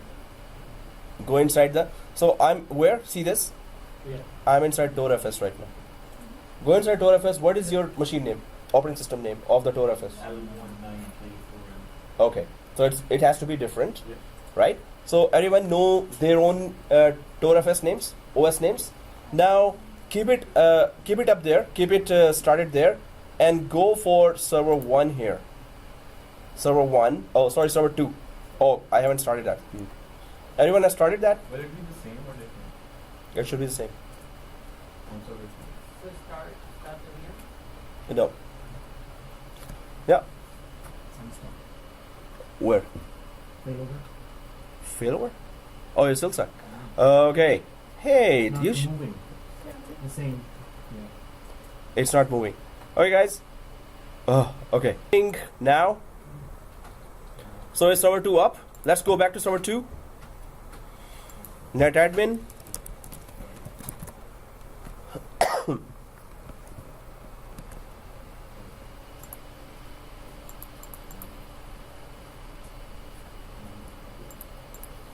So guys, if the server 2 was recovered, is it automatically a passive machine?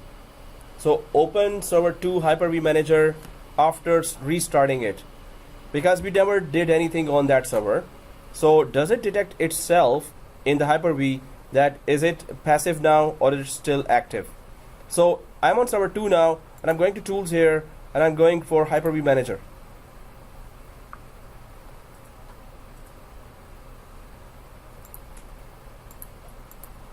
So here, TOR-FS. First we pause the replication, which is good. Second thing, I'm on server 2 now, so replication is still paused, and TOR-FS is there. I'll click that TOR-FS and go way down here to replication.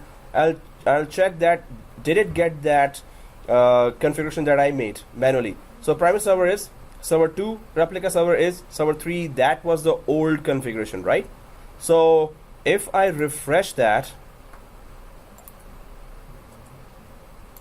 and refresh that a little bit more, couple million times only, and click that and go down, it still thinks that primary server is server 2 and replica server is server 3 here. So how to convince this guy here? Yeah. That one is still running. The replication. So it was started when you started that, right? So right now it is paused, and if I right click the TOR-FS on server 2 here, it is on, right? First of all, a passive machine has to be off. It has to be off. And this poor guy didn't know that, oh, I'm passive now and you have demoted me from the king. So as soon as it is up, first of all, it is not sending anything, right? So right click and turn it off right away. So you know, it's kind of all manual going on till now, because there was a disaster that happened, and you had to do every step manually now, right? So click turn off here, and it stopped. But is it convinced that it is passive or not? So, or do we have to tell that as well to this guy, right? So if I click refresh here, so I'm just gonna go to server 2 and F5 it. Okay, I don't think it's taking that. So refresh, server TorFS here, it is off. If I go down here, it still thinks it is the king, and replica server is still server 3. So it's saying, no, I don't believe you, I don't take orders.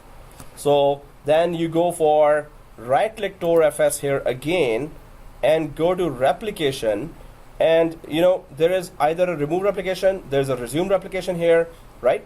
So on the other side we have more options now available, and on this side I wanted to show you some options.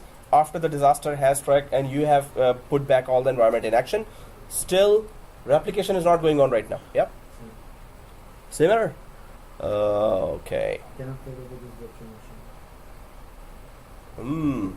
So these mean that we have to repeat the replica options again.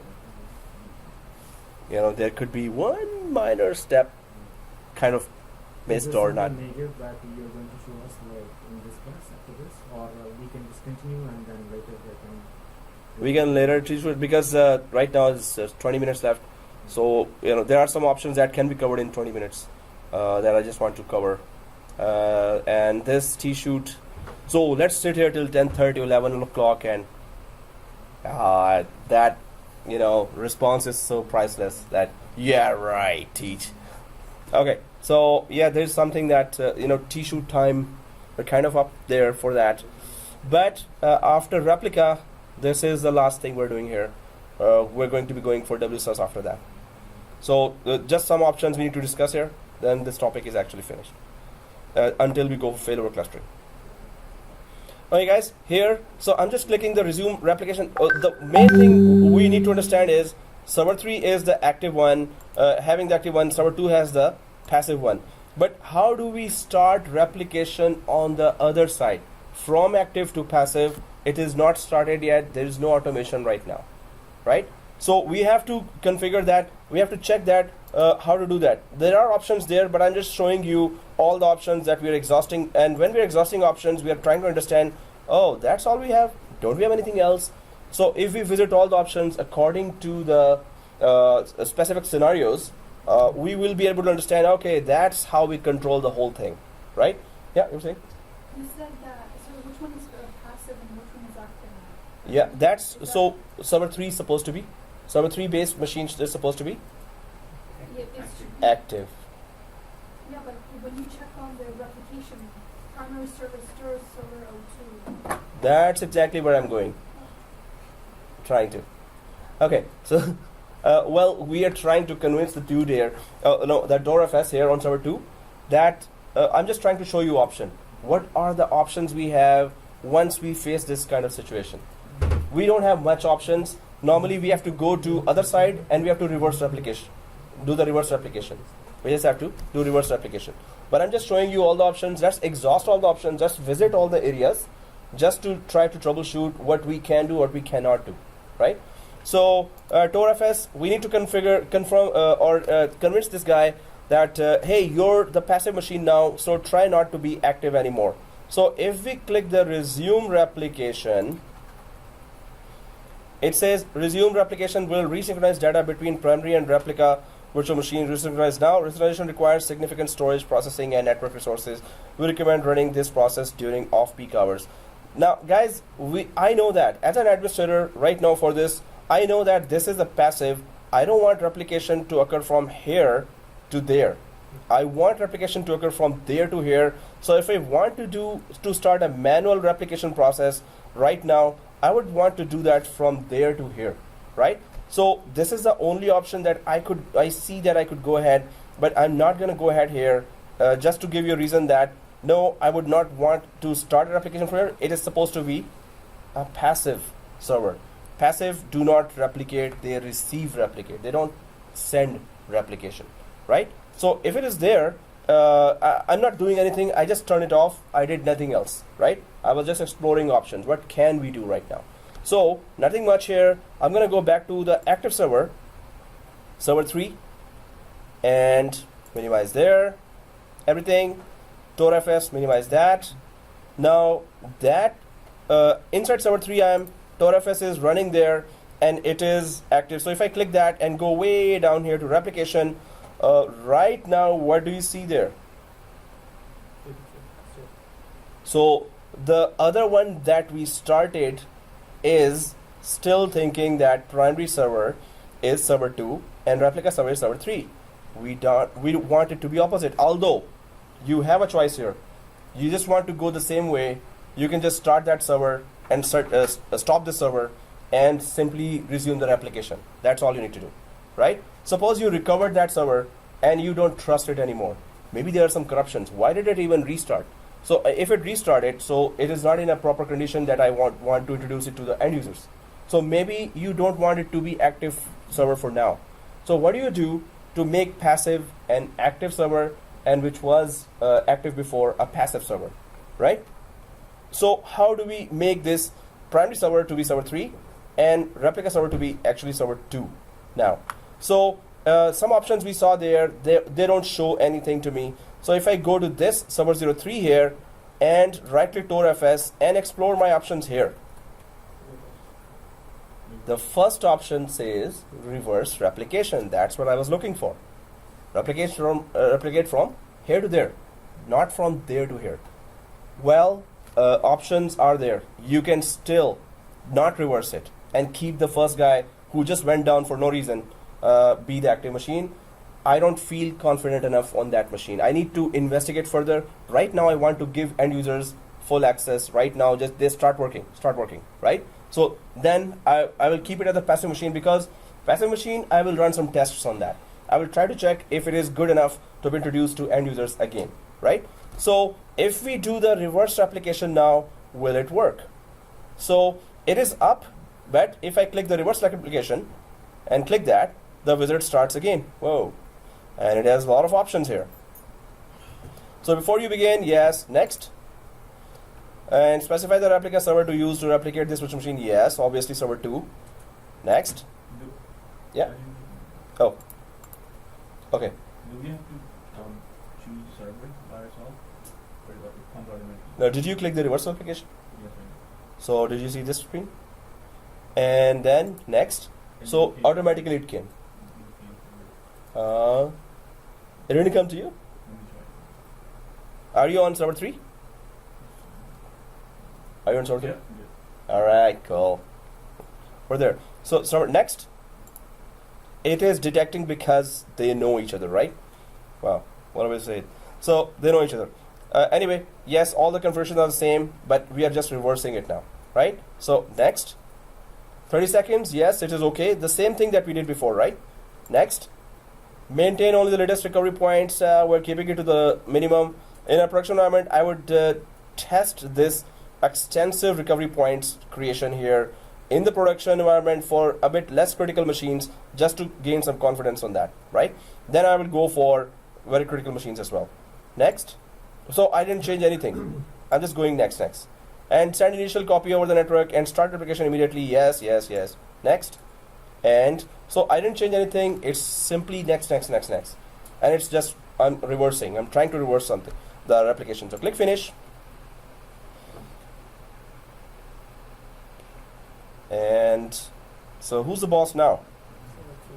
All right. So the whole disaster recovery scenario was the server went down without warning, of course, no warning. And then you're the on-call guy, and you connected, and you first had to turn on that machine by pausing the replication. Then you started the machine. Then you had to suppose server 2 was back online. Whenever it is back online, I don't feel confident enough to introduce it to the end users, so I just reverse the replication. That is step 3, right? So the whole thing is totally manual. So if this happens, you need to be ready what you need to do, and it's race against time. Yep. Is manual on Hyper V? It's manual on Hyper V. Without failover clustering feature, it is manual. With failover clustering, it is very much in competition with VMware high availability. If failover clustering, and we're going to go for failover clustering, it's a big lab itself. And then we're going to start putting Hyper-V on top of it as well. Failover clustering itself is a separate lab. Yeah. So how much data are you able to? During this, so first, suppose it was happening at night. Well, we are pretending that. Suppose it happened in the daytime. Oh, the time the end users are disconnected.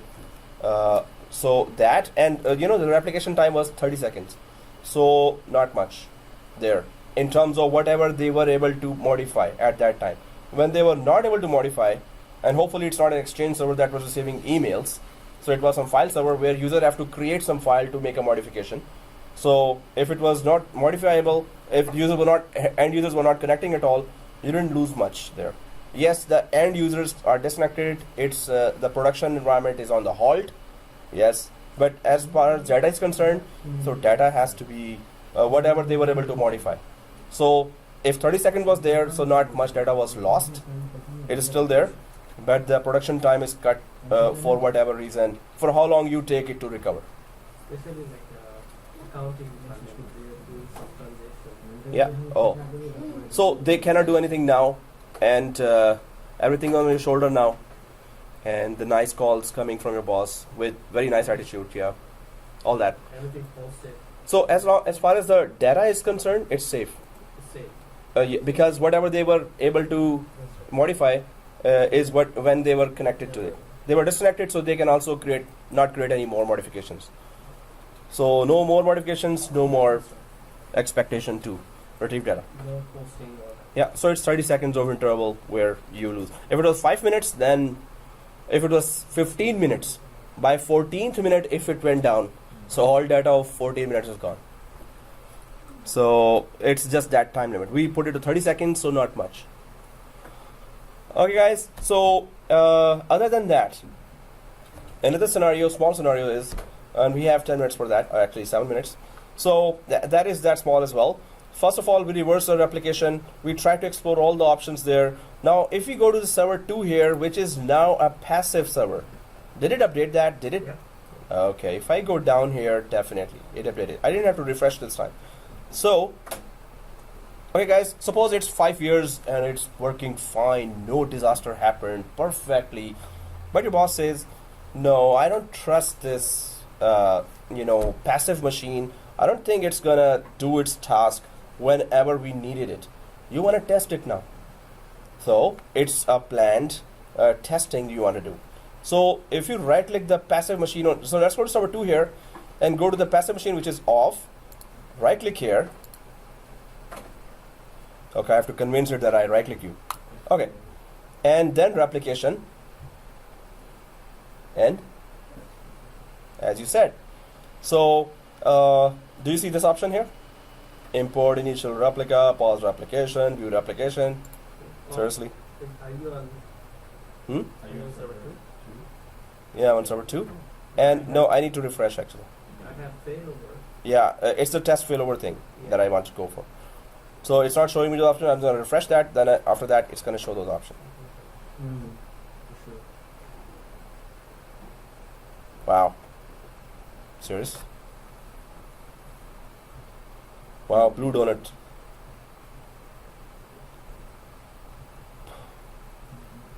Hey, guys, go right click the passive machine and click test failover.